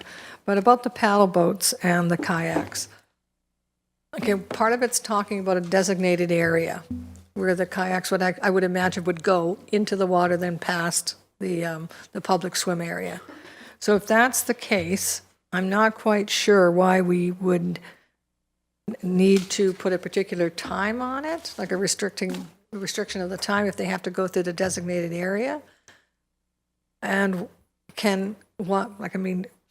would it exclude anybody? Like, would it be just the residents that can use it, or can tourists use it if they bring their kayaks?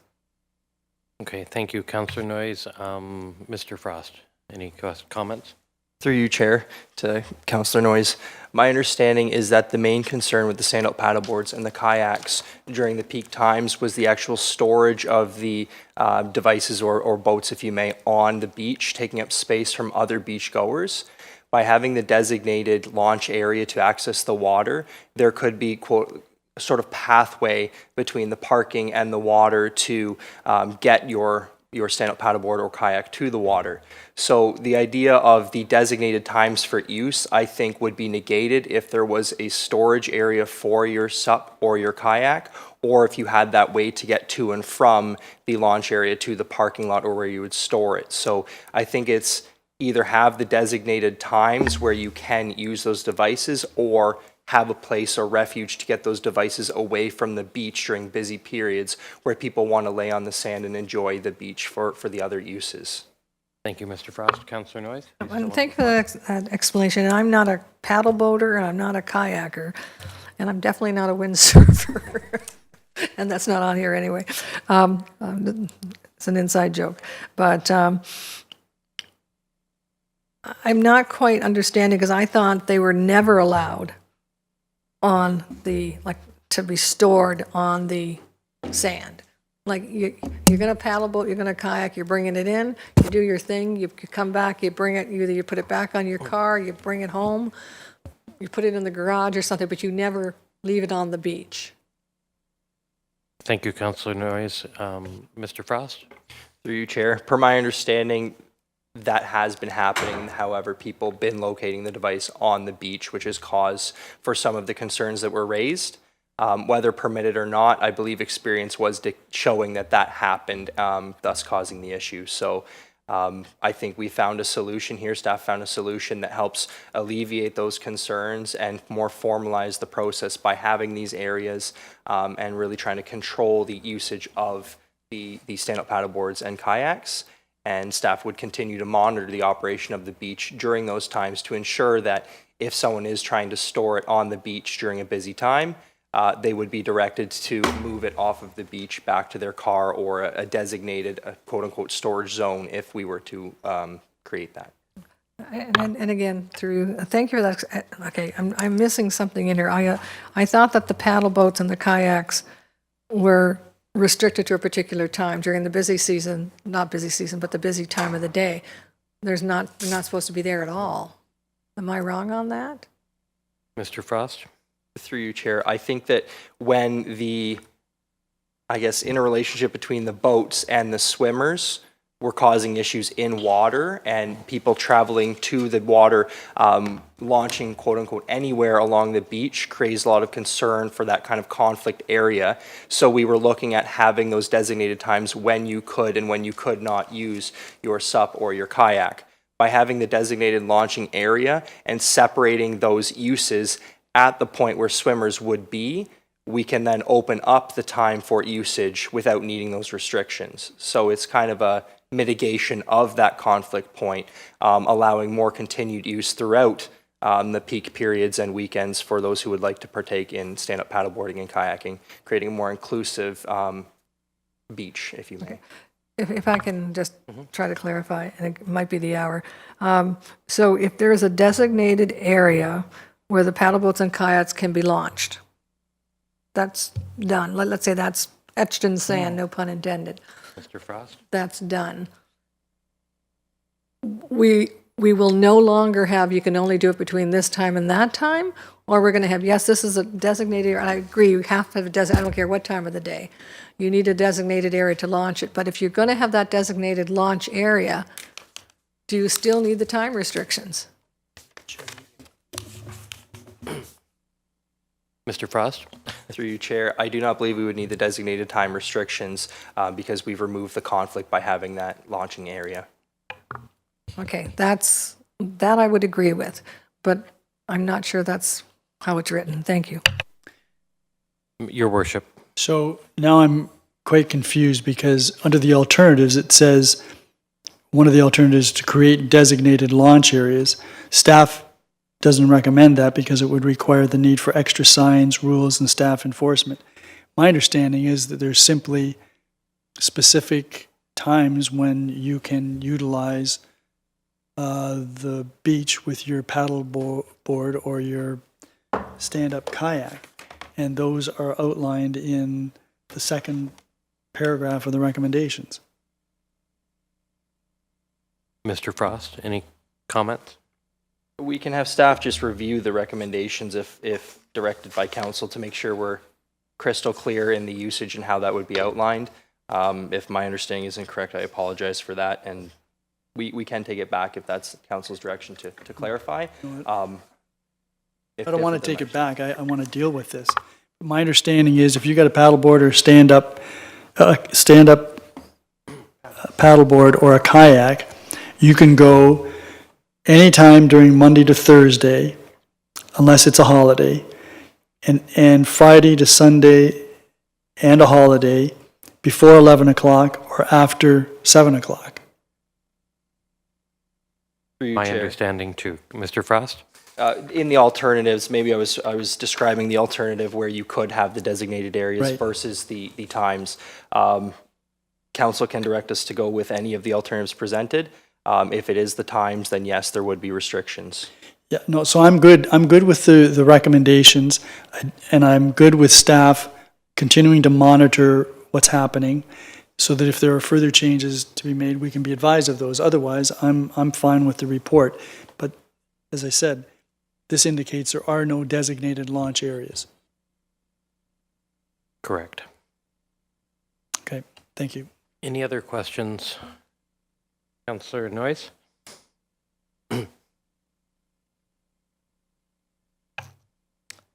Under stand-up, paddleboat, kayak. Can you give me a page Yeah, number page- to the report? Page 5 of 5. Five of- Okay, well, that's under alternatives. Yeah, it says create designated launch area. It's an Council would set up a specific area for SUPs and kayaks. I believe that was an option, Yeah, not what is being recommended. Is that not correct, Mr. Frost? Could you repeat the question, please? Well, it's self-explanatory. The line above that says, alternatively, council may endorse one or several of the following alternatives, and then it lists 4. That is one of them. I'm just going to let it go because I think it's confusing the way it's written. So we are not going to have a designated area. We are going to have a designated area. We are going to have a designated time. We're not going to have a designated time. Just somebody clear it up for me. No, we're having no designated area currently and designated times when they can come in and out. Now that brings one question that I don't think we've addressed that I think was part of yours, is in the instance of a paddleboard or a kayak coming in to go into the water and out to go back to wherever it came from, in the situation of a resident, why would we prohibit a resident with a resident pass from bringing a device like those mentioned into the water and to leave? I think we're talking about maybe 15 or 20 people to begin with, but I don't know if staff gave that any consideration. Mr. Frost? I think that that's one of the areas, obviously, if we're dealing with the tourist season and the congestion on the beach, people coming from who are non-residents per se or do not live on the beach, bringing their equipment, creating the congestion on the beach. If you lived in the area and you were able to walk your equipment on and walk your equipment right off, there would then be the confluence point of where you enter the water and the conflict with the swimmers.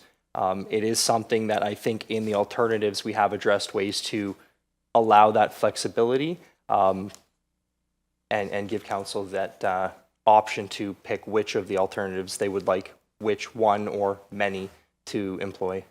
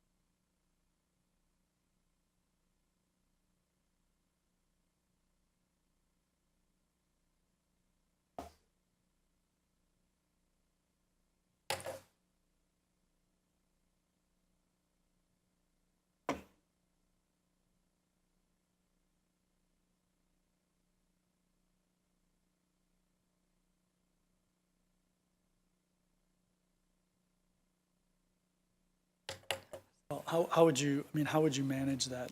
I mean, we don't know if you got a resident pass or not. You come in off the lake onto the beach. How do we know? I mean, who's going to manage that?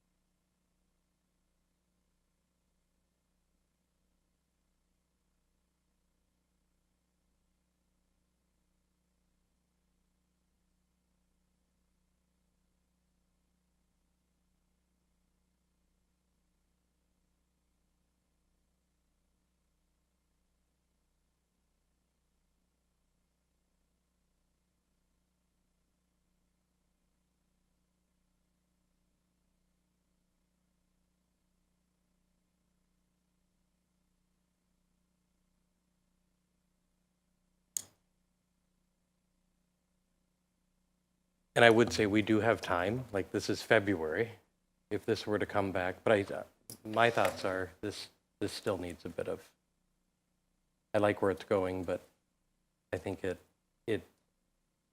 favors, certainly doesn't favor the residents.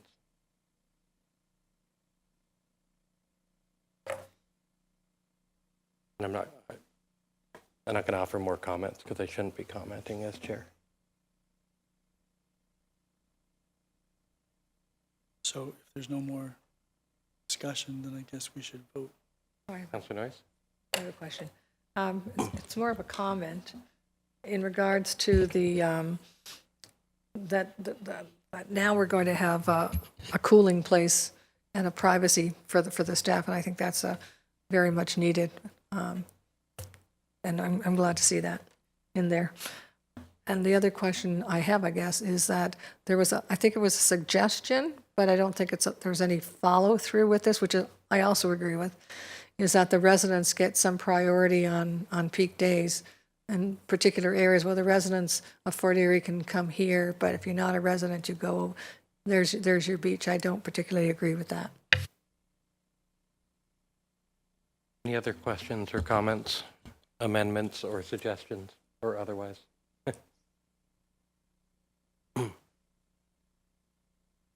Councillor Flagg? I'm going to move to defer it.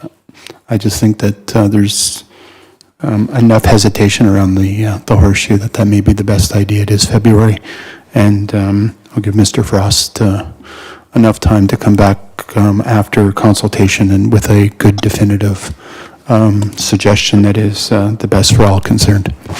So this would be a motion to defer to the next council and committee meeting? Correct. And that would give enough time for staff to relook at this and address some of the questions from council? Mr. Frost? Yes, through you, Chair. I do believe that would give staff enough time. I think that there are options that we have provided, such as the designated area with unrestricted access and times that may address the question. I understand that it may require some signage. I believe signage is relatively cheap. It's more the enforcement that may become the issue. But as a stopgap, maybe trying the designated area with some signage as a pilot with unrestriction and then monitoring the situation might address some of these issues relatively cost effectively, get us moving forward, and then we can assess again, maybe after a season potentially. Okay, thank you, Mr. Frost. There's a motion on the floor to defer to the next council and committee meeting with 17th. March 17th. Thank you. All those in favor? No one opposed? Carried. That brings us to new business and inquiries. Any business inquiries from council? Seeing none. The business status report. Any questions or comments from council? Seeing none. I turn the chair back to you, Your Worship. Thank you very much, Councillor Lewis. That takes us then to Corporate and Community Services. Councillor Flagg. Thank you, Your Worship. Corporate and Community Services did all of their heavy lifting over the last couple of months. So at this point, we have no presentations or delegations, no reports. Any new business or inquiries? Seeing none, any questions on the business status report, Your Worship? Why is there nothing on the business status report? Because we did all of our heavy lifting last 2 months. Wow. Wow. Okay. I'll turn it back to you. Thank you very much. Okay, so we do have an item that we need to go into closed session for, and I wonder if I could have a mover for that. Councillor Lewis, any questions or comments about that? All those in favor? Carried.